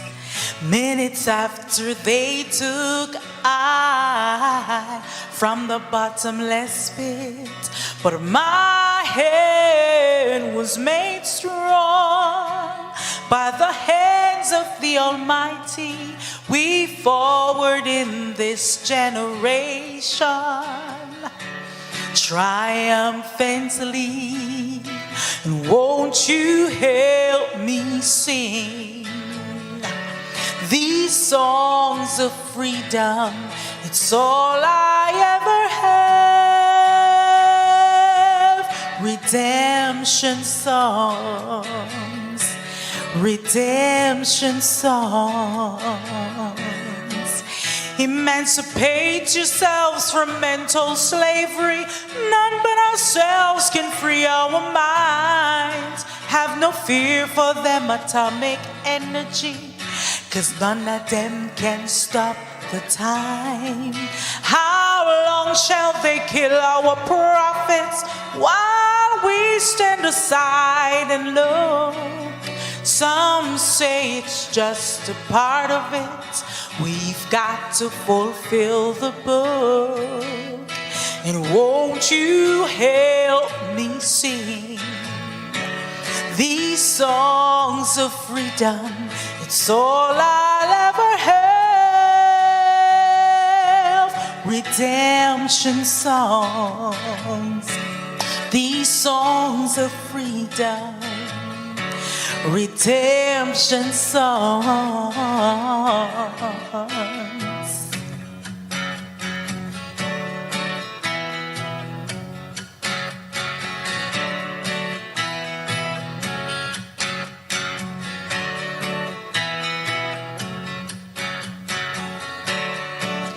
Emancipate yourselves from mental slavery. None but ourselves can free our minds. Have no fear for them atomic energy, 'cause none of them can stop the time. How long shall they kill our prophets while we stand aside and look? Some say it's just a part of it. We've got to fulfill the book. And won't you help me sing these songs of freedom? It's all I'll ever have. Redemption songs, these songs of freedom. Redemption songs, redemption songs. Ooh, redemption songs.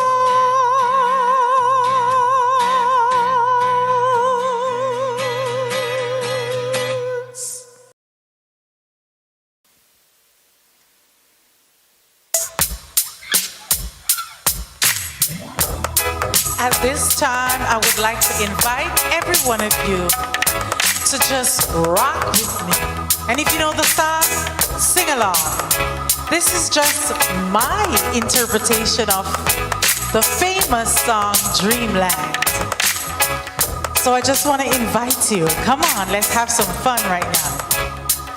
There's a land that I've heard about so far across the sea. There's a land that I've heard about far across the sea. To have you on my dreamland would be like heaven to me. I wanna have you on my dreamland. It would be like heaven to me. We'll get our breakfast from the tree. We'll get our honey from the bee. We'll take a ride on the waterfalls, and the glory will have them all. We'll live together on that dreamland and have so much fun. We will live together on that dreamland and have so much fun. Oh, what a time that will be. Won't you wait and see? We'll count the stars up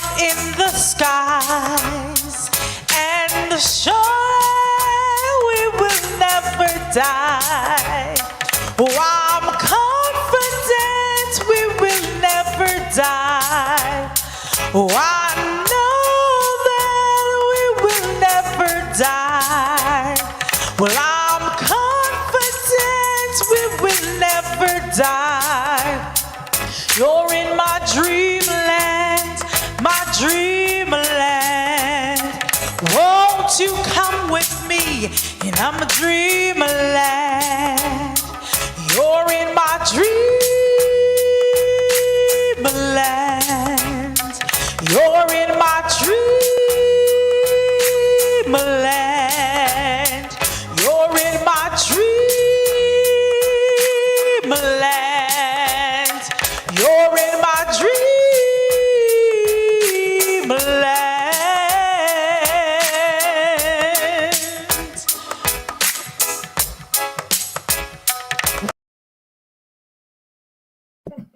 And yes, Queen Banton, Dreamland. Thank you very much for those wonderful performances.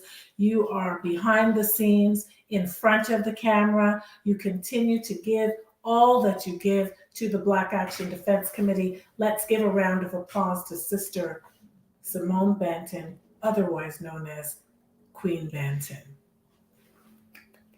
And you know, as we continue with our awards this evening, I'd like to remind you that first we handed out a Student Recognition Award, and now we will be presenting awards to our elders in our community. And so without any further ado, I would like to welcome Chris Campbell, who is the VP of the Carpenters Union, responsible for the Equity, Diversity, and Inclusion position for the Carpenters District Council of Ontario. He was also an award recipient last year, and he will be giving out an award to the wonderful, indomitable elder, sister, mother, auntie, friend, Mrs. Joyce Ewers. Thank you for having me. The Carpenters Union. Well, good evening. Before you jump in, good evening, Chris. How are you doing? I am doing well. It's wonderful outside, and the barbecue is going, and my kids are over. So I'm just having a really pleasant day. So the weather's been good to you. That's a great thing. And Mrs. Ewers, long time no see. Yes. How are you? I am doing well. Excellent, excellent. I was so happy and very proud to hear of this wonderful accomplishment and you being an award recipient, the many years that you've given to the Black Action Defense Committee from your nephew and family onwards to the work that you do today, even with your own children and grandchildren. We salute you. Thank you very much. Okay. Thank you. So first, let me bring greetings on the Carpenters Union and tell everybody, look, the Carpenters Union has been a steadfast supporter of BATC from day one. And I am just one of the conduits that's here to show the support. Myself, I am very proud of BATC for their advocacy work they've been doing over the years for Black youths from my community. Look, I think everyone knows Miss Joyce Lennon Ewers, but first, before I go any further, let me say a few words or talk about her accomplishments over many, many years. So here goes.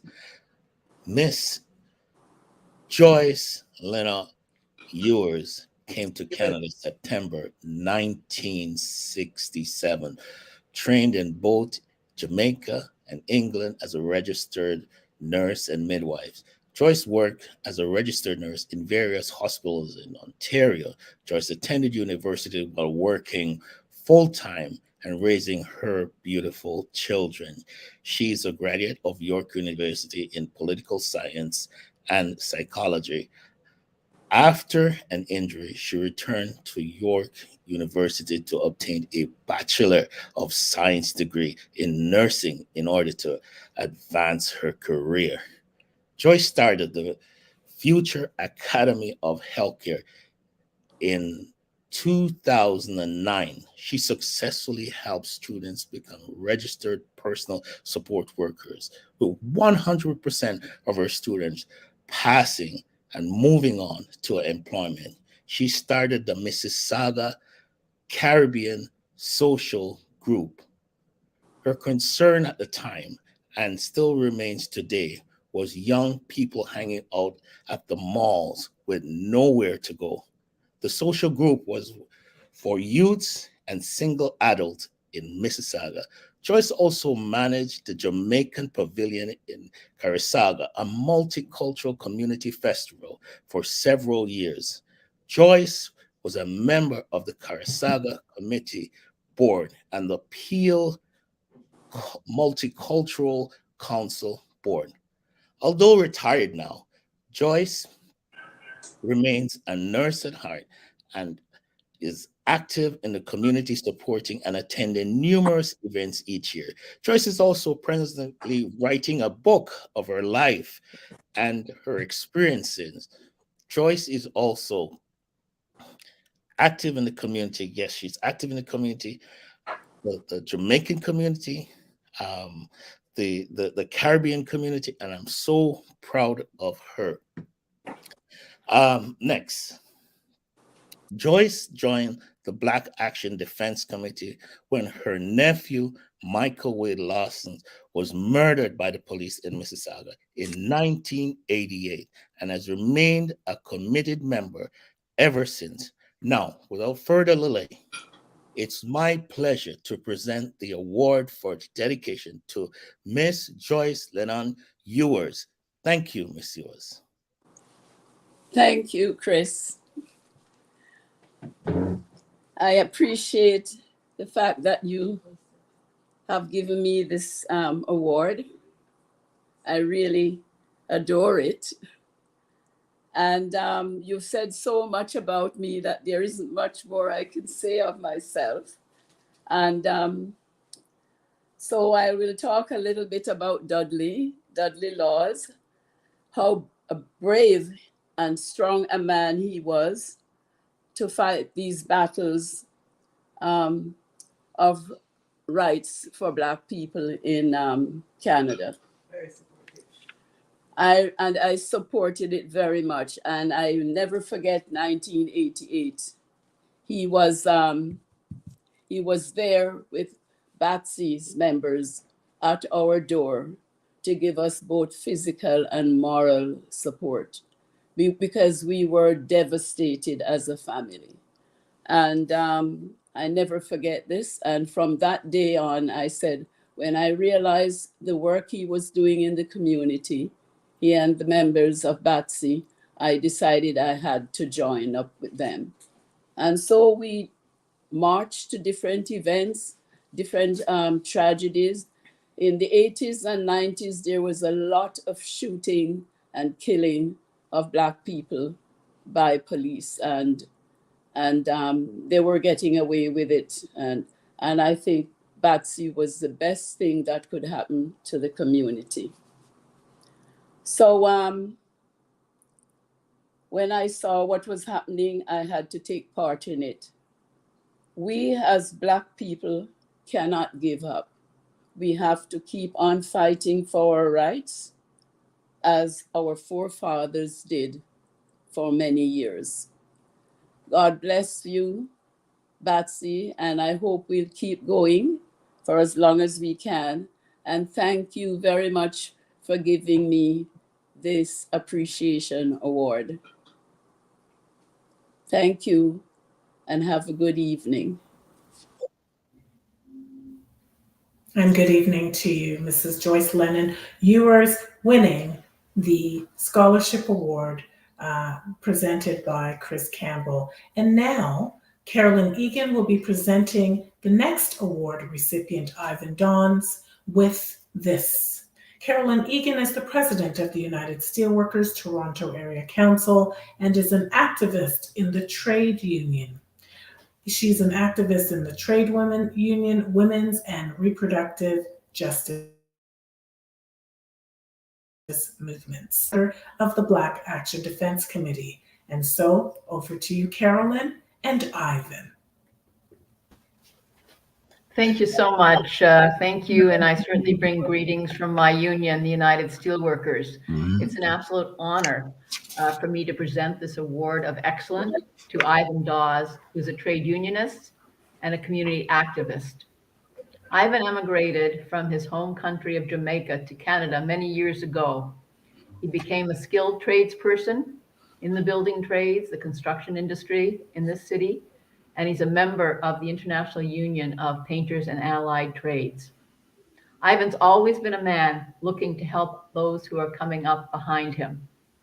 Mentoring youth has always been a joy to him, an avocation, has taken so many hours, so many years of his non-working life to put into this area. He got involved with the Toronto Community Benefits Network numbers of years ago.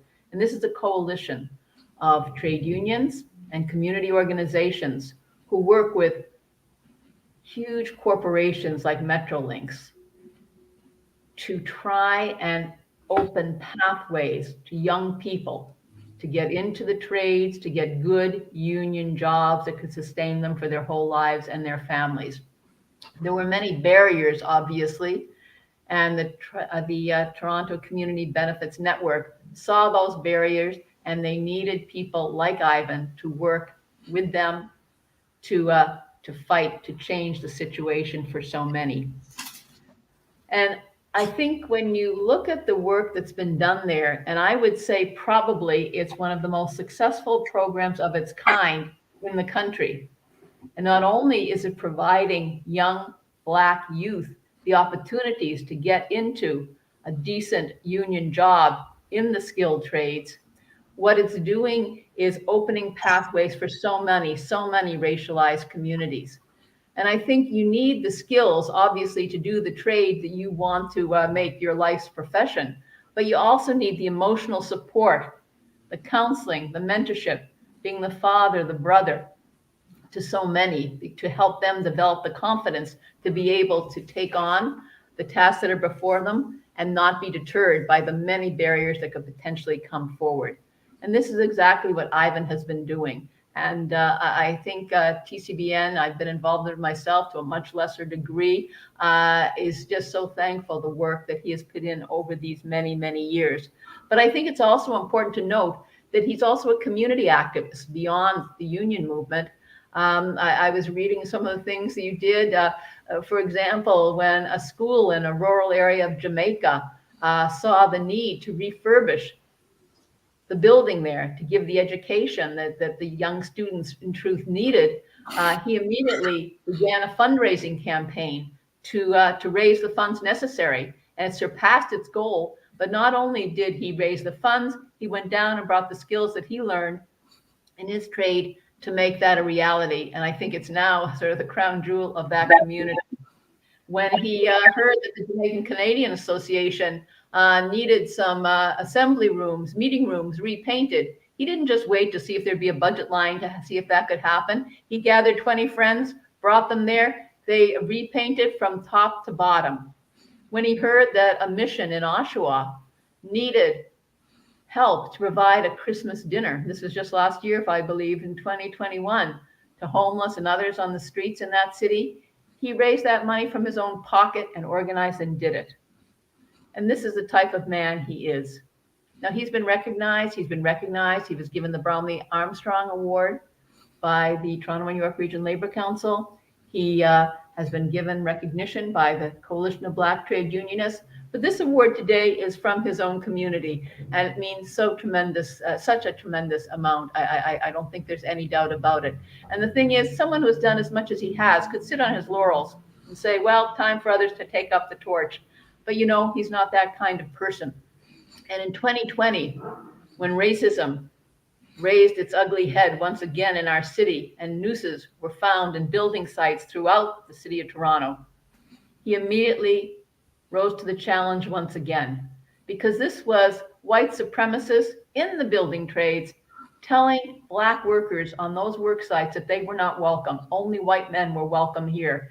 And that was unconscionable. And how could a man like Ivan work with youth, bringing them into good, paying union jobs, and bring them to a racist environment of this sort? He could not do that. And he sought out to change the culture of the building trades, the culture of the trade union movement in many ways. And he worked in his union, along with many others, to put in the policies, the directives to stamp this out, stamp out the anti-Black racism, the discrimination, and bring those who were responsible for it to account. And this is, again, the man that he is. Whenever there's a fight to be fought, he's there. Whenever there's a need to be filled, he'll fill it. And that's why it gives me great pride as a fellow trade unionist to give this award to you today. And I simply want to say, I know you're going to continue the work that you've done.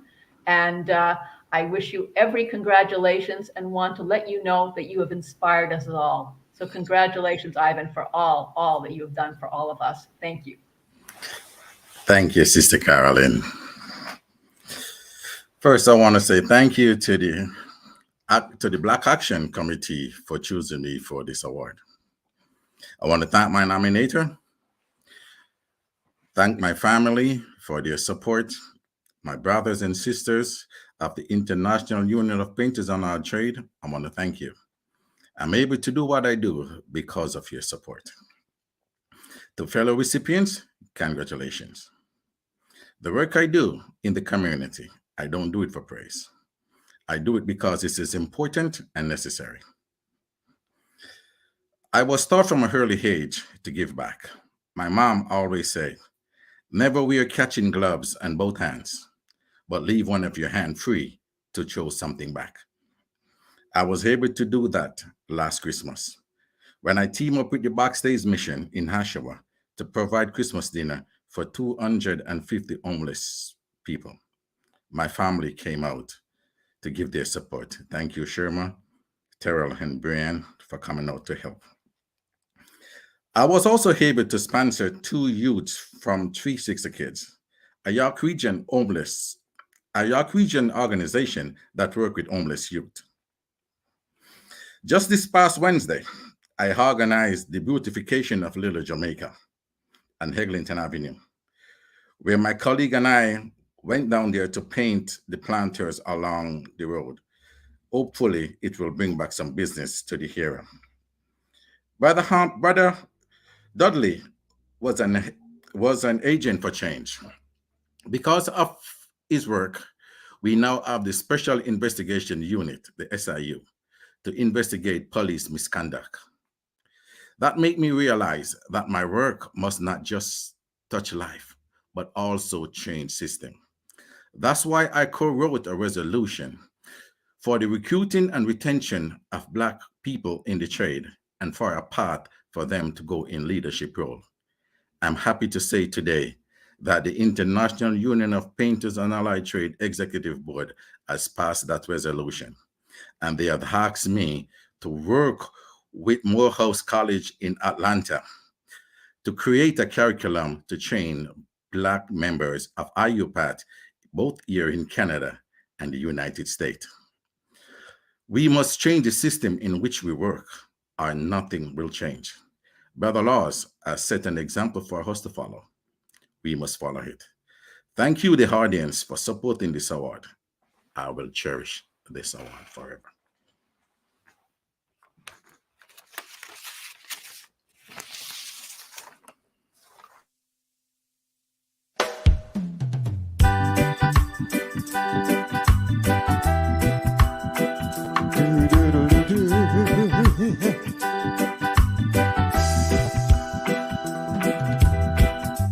Thought I was in love before, and then you moved in next door. African beauty, you're a cutie. African beauty, I love you, yeah. All those guys from the neighborhood keep on saying you sure look good. African beauty, you're a cutie. African beauty, I love you. Oh, saw you from my window. My poor heart skipped a beat. I'm gonna sit by your doorstep so that I can see you, my African beauty. Please come out today so I can tell you what I have to say. Jah know I love you. I love you, my African beauty. I love you.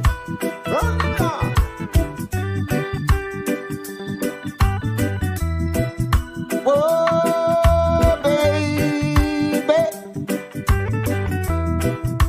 Yeah.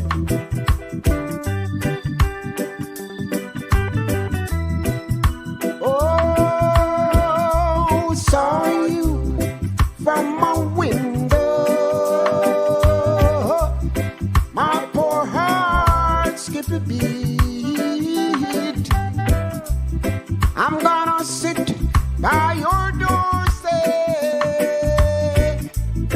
so that I can see you, my African beauty. Please come out today so I can tell you what I have to say. Jah know I love you. I love you, my African beauty. I love you. Yes, my African beauty.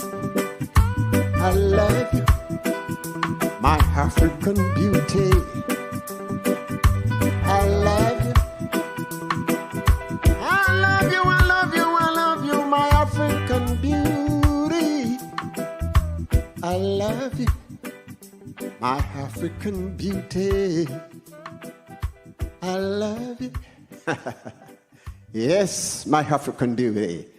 Yes, people of the world, remember, this is the Brother Dudley Laws Scholarship Fund. Remember, Brother Laws, one of the greatest civil rights person, our brother in this country. So let's donate if we can. Donate if we can.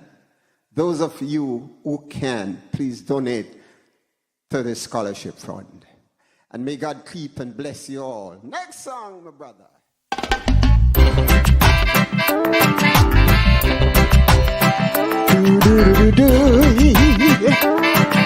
Hey. If I could turn back the ends of time, you'd be the very first one in line. If only you knew back then what I know today. I would never leave you lonely. You would be my one and only. The second time around, it's better, they say. I'll bring you roses, champagne and wine. Yeah. This love of mine can be yours anytime.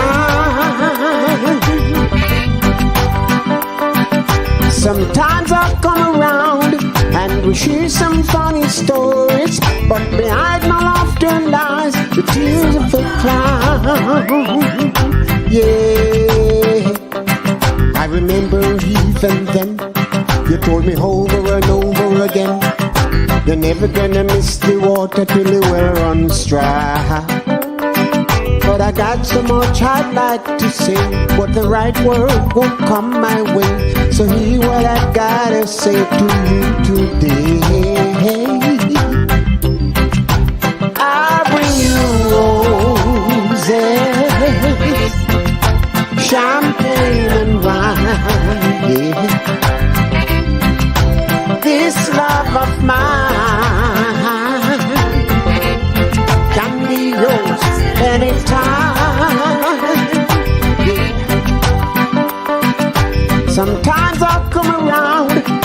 we share some funny stories, but behind my laughter lies the tears of the clown.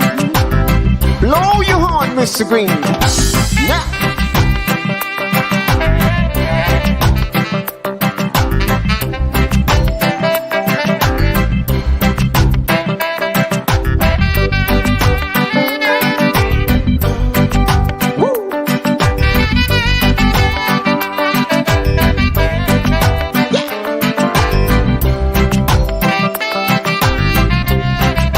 Cause I'll bring you roses, champagne and wine, yeah. This love of mine can be yours anytime, yeah. Sometimes I come around and we share some funny stories, but behind my laughter lies the tears of the clown. Yeah, if I could turn back the hands of time, you'd be the very first one in line. If only you knew back then what I know today. I would never leave you lonely, you would be my one and only. The second time around it's better, they say. I'll bring you roses, champagne and wine, yeah. This love of mine can be yours anytime, yeah.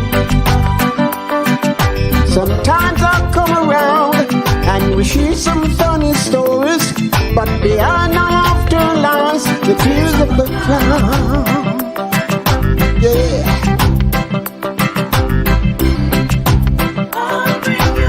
Roses, yeah, champagne and wine. This love of mine can be yours anytime. Sometimes I go around and we share some funny stories. Thank you. And we want to thank Jimmy Reed,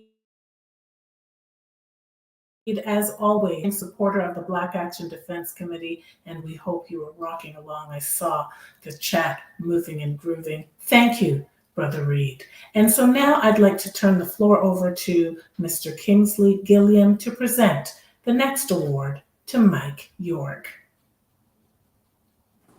Hi, Brother Kingsley. Hi, Mr. York. Over to you.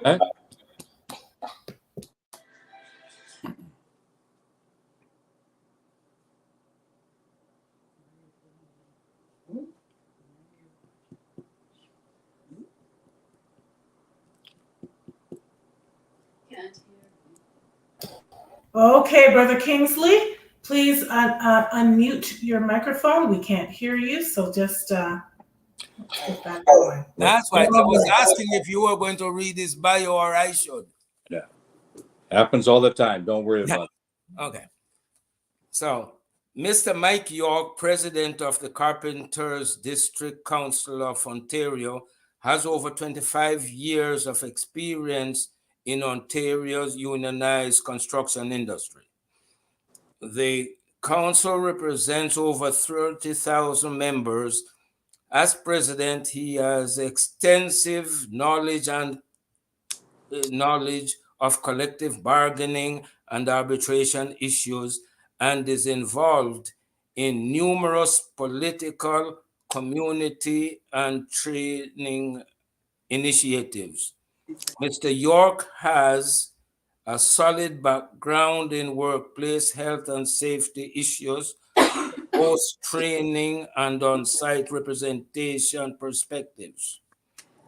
He has strong community support. He is a strong community supporter of outreach to youth at risk, training programs with the City of Toronto, and Toronto Housing Corporation. Highly regarded choice and craft programs, and played an active role on the local 27 College of Carpenters and Allied Trade boards of directors for many years. Mr. York is the former co-chair of the City of Toronto Youth Employment Action Plan YEAP Advisory Committee. He sits on the Editorial Advisory Board, member of the Daily Communication Commercial News. Mr. York is also a former board member of the Ontario Construction Secretariat. He is also a recipient of the Woodworks Ontario Wood Champion Award in 2016 and the Harry Jerome Award for Diversity in 2018. He holds certificates in the labor studies from George Brown College and human resource management from Ryerson University. The board members of Scarborough Health Network Foundation, Capital Campaign Committee member, Sunnybrook Hospital. He has completed all requirements for a certificate of apprenticeship in qualifications as general carpenter at George Brown College, received the Arbor Award, University of Toronto in 2018. And having thus said, Mike York, as a former union man myself, it is with distinct pride, joy, and honor that I present you with this Merit Award on behalf of the Board of Directors and membership of the in recognition of your many years of impactful community contributions and support for the Black Action Defense Committee, Inc., BADSI. All right. Wow. Thank you very much, Kingsley, for that eloquent introduction and the bio as well. But thank you for the heartfelt congratulations. So I've got a couple of minutes. I'm going to say, first of all, thank you to the Black Action Defense Committee for this recognition. I'd also like to thank my nominator. I'd like to offer congratulations to the speakers and to the performers at this evening's events, showcasing some of the best of what the Black community has to offer the broader community. I also want to offer congratulations to the other nominees, Ivan Dobbs and Joyce Lennon-Ewers, who we've heard already, and also to Dr. Sylvanus Thompson. You know, this particular recognition and memorial, remembrance of Dudley Laws, it's so important. It's been said that it takes a village to raise a child. I would also add, if you want to enact social change, it takes a movement, it takes strong commitment, and it takes leadership. And we have today an opportunity to recognize some of the elders of that leadership and also to recognize some of the next generation that will be playing a leadership role. I want to offer a couple of anecdotes about some of my co-nominees and co-award winners. So in 1992, I met Joyce Lennon-Ewers at an event for Dudley Laws, and some of you may recall that. I think it was over on DuPont Street around Ossington, Lansdowne. And it was Joyce that introduced me to her daughter, Pat, who has since become my wife. And we have our 2 kids that are coming up, the next generation. My son Christopher is in the Carpenters Union, and our daughter is studying to be a teacher. But they've always looked at Joyce as being a mentor and a role model. And I think that harkens back to the point I made earlier about it takes a village. It takes the elders, those that are coming up, to educate the younger generation. My second anecdote deals with a colleague, another co-award winner, Ivan Doss. I had the pleasure of meeting him on so many occasions, but certainly a couple stand out. One, as was noted by Carolyn Egan, when we had a challenge in the construction industry a couple of summers ago around racist activities taking place on a number of our job sites, it was truly an honor to work with Ivan and with Chris Campbell. We went from job site to job site, engaging the workers in partnership with the employers, challenging racist activities on the job site. That was, I would say, one of the highlights of my career in the construction industry. Working with other trades, wasn't just the carpenters and the painters, the electricians and the plumbers were there, but it was the construction trade unions standing up, speaking out, educating our workers and saying, we were not a part of this, we wanted to change it. And again, it goes back to social change, takes commitment and leadership. Another point with Ivan, and actually, by the way, it also involves Chris Campbell and my wife. 2018, the summer of 2018, we all worked together with other trade union leaders and Helping Hands Jamaica and Food for the Poor Jamaica, building a school in Wakefield, Jamaica. Another real high point of my construction career in terms of social commitment and giving back.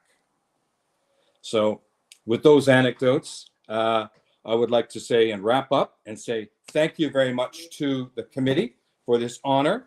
And I would also say that the Carpenters Union, not just me and Chris, but our organization has been very committed to working with BADC over the years and has had a relationship with Mr. Dudley Laws that will go much past our tenure at the Carpenters. And here's the artwork.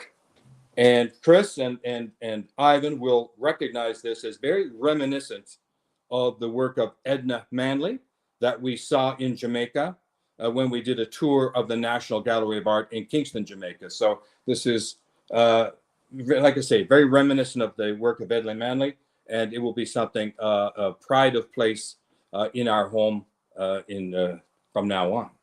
So in closing, thank you very much for the honor. I feel very gratified to receive this, and it's only one small piece of a contribution, but it's great to recognize those that make contributions, and I look forward to seeing the work of the Black Action Defense Committee continue in such a strong way. Thank you very much. And congratulations once again, Mike. Well done. And on to Janice Thompson, recently retired Associate Director of the Toronto Public Health. We know Sylvanus Thompson affectionately as an executive member of the JCA, and presenting his award will be none other than Mrs. Valerie Steele.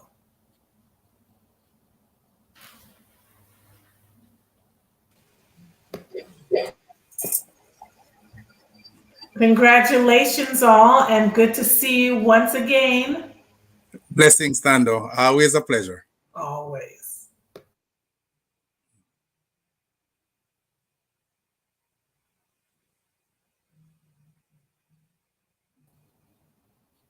Unmute your mic.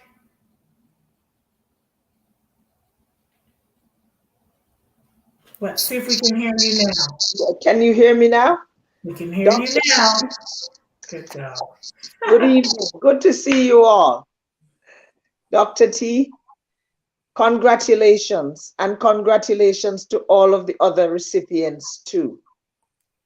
Dr. Thompson, Dr. Sylvanus Thompson, if somebody asked me to describe you in one word, the one word that I would use would be giant. In my eyes, you are a giant. And with all of the work you've done for us over the years, I don't know if we have said thank you enough. But on behalf of the millions who have benefited from the Herculean jobs that you have done over the years, thank you, thank you, thank you. Dr. Sylvanus Thompson is the CEO of Dr. T International Food Safety Consulting Services and a former Associate Director and Food Safety Lead for Toronto Public Health. Sylvanus played a leading role in the design and rollout of several food programs across the world, including the award-winning Toronto Food Inspection and Disclosure System, Dine Safe. His contribution to the African, Canadian, and Jamaican communities is well recognized.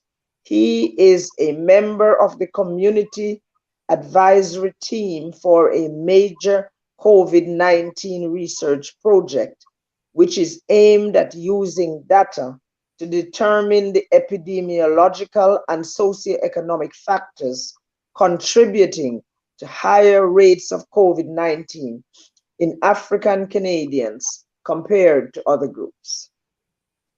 Sylvanus is also a member of a Black Community Vaccine Initiative team that provides barrier-free pop-up COVID-19 vaccination clinics at the Jamaican Canadian Center. He is a former board member of the Humber River Family Health Team, a former Jamaica Diaspora Advisory Board member for Canada, and vice president of the Jamaican Canadian Association. Additionally, Dr. Sylvanus Thompson is a commissioner of oaths for Ontario. As chair of the Jamaican Canadian Association Scholarship Awards program, Dr. Thompson has raised approximately $586,000 over a 15-year period that benefited close to 500 students from the African Canadian communities, attending universities and colleges in Ontario.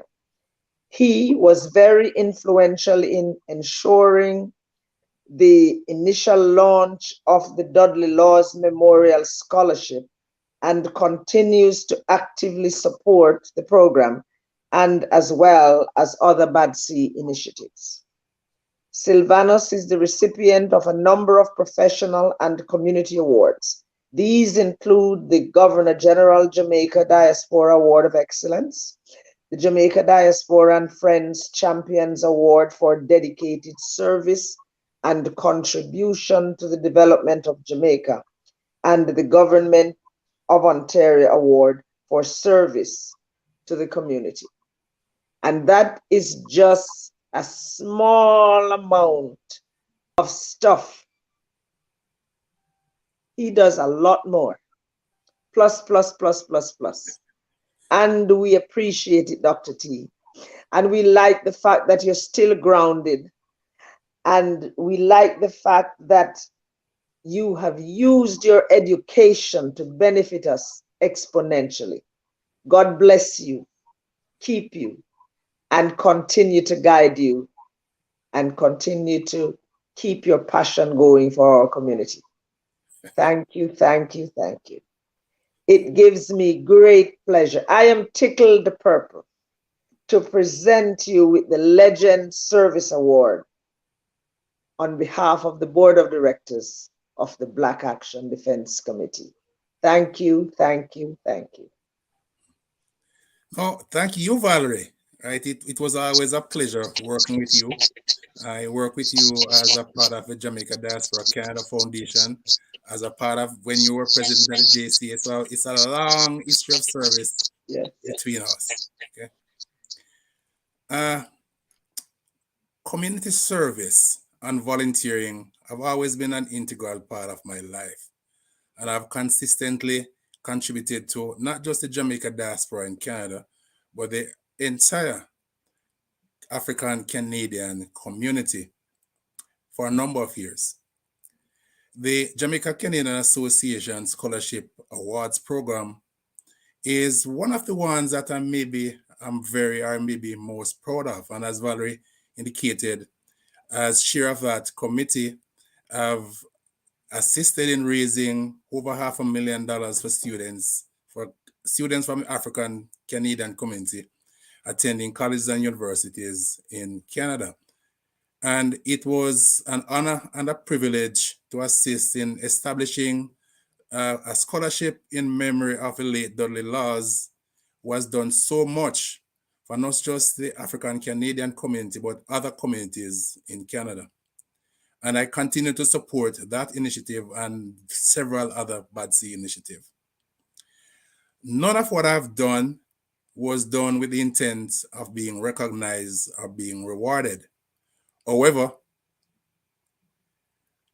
getting an award or being recognized for outstanding service is something that is well appreciated and valued. And this is especially true when that recognition is from a reputable community organization such as BADC. I am extremely honored in receiving this prestigious award and genuinely grateful to BADC's management for this noble gesture. Congratulations to the scholarship recipient Akeem and to all the other award recipients. Enough respect, stay safe, one love. Thank you.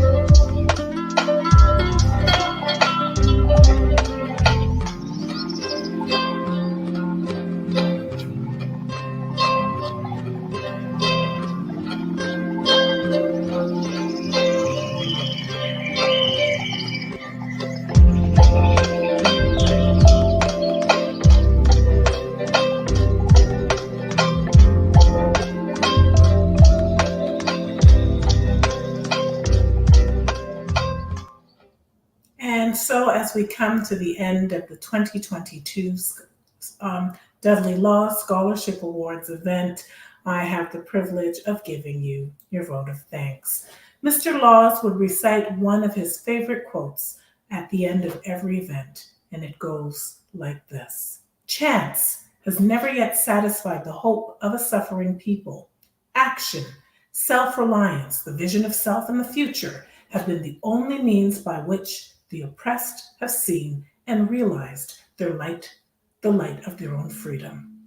So our dearly departed Brother Laws couldn't be here, but instead he sent his good and faithful servant, the son of the great Messiah, Marcus Garvey, who Dr. Brother Julius Garvey sent greetings and spoke about the importance of education and how education will emancipate us from mental slavery.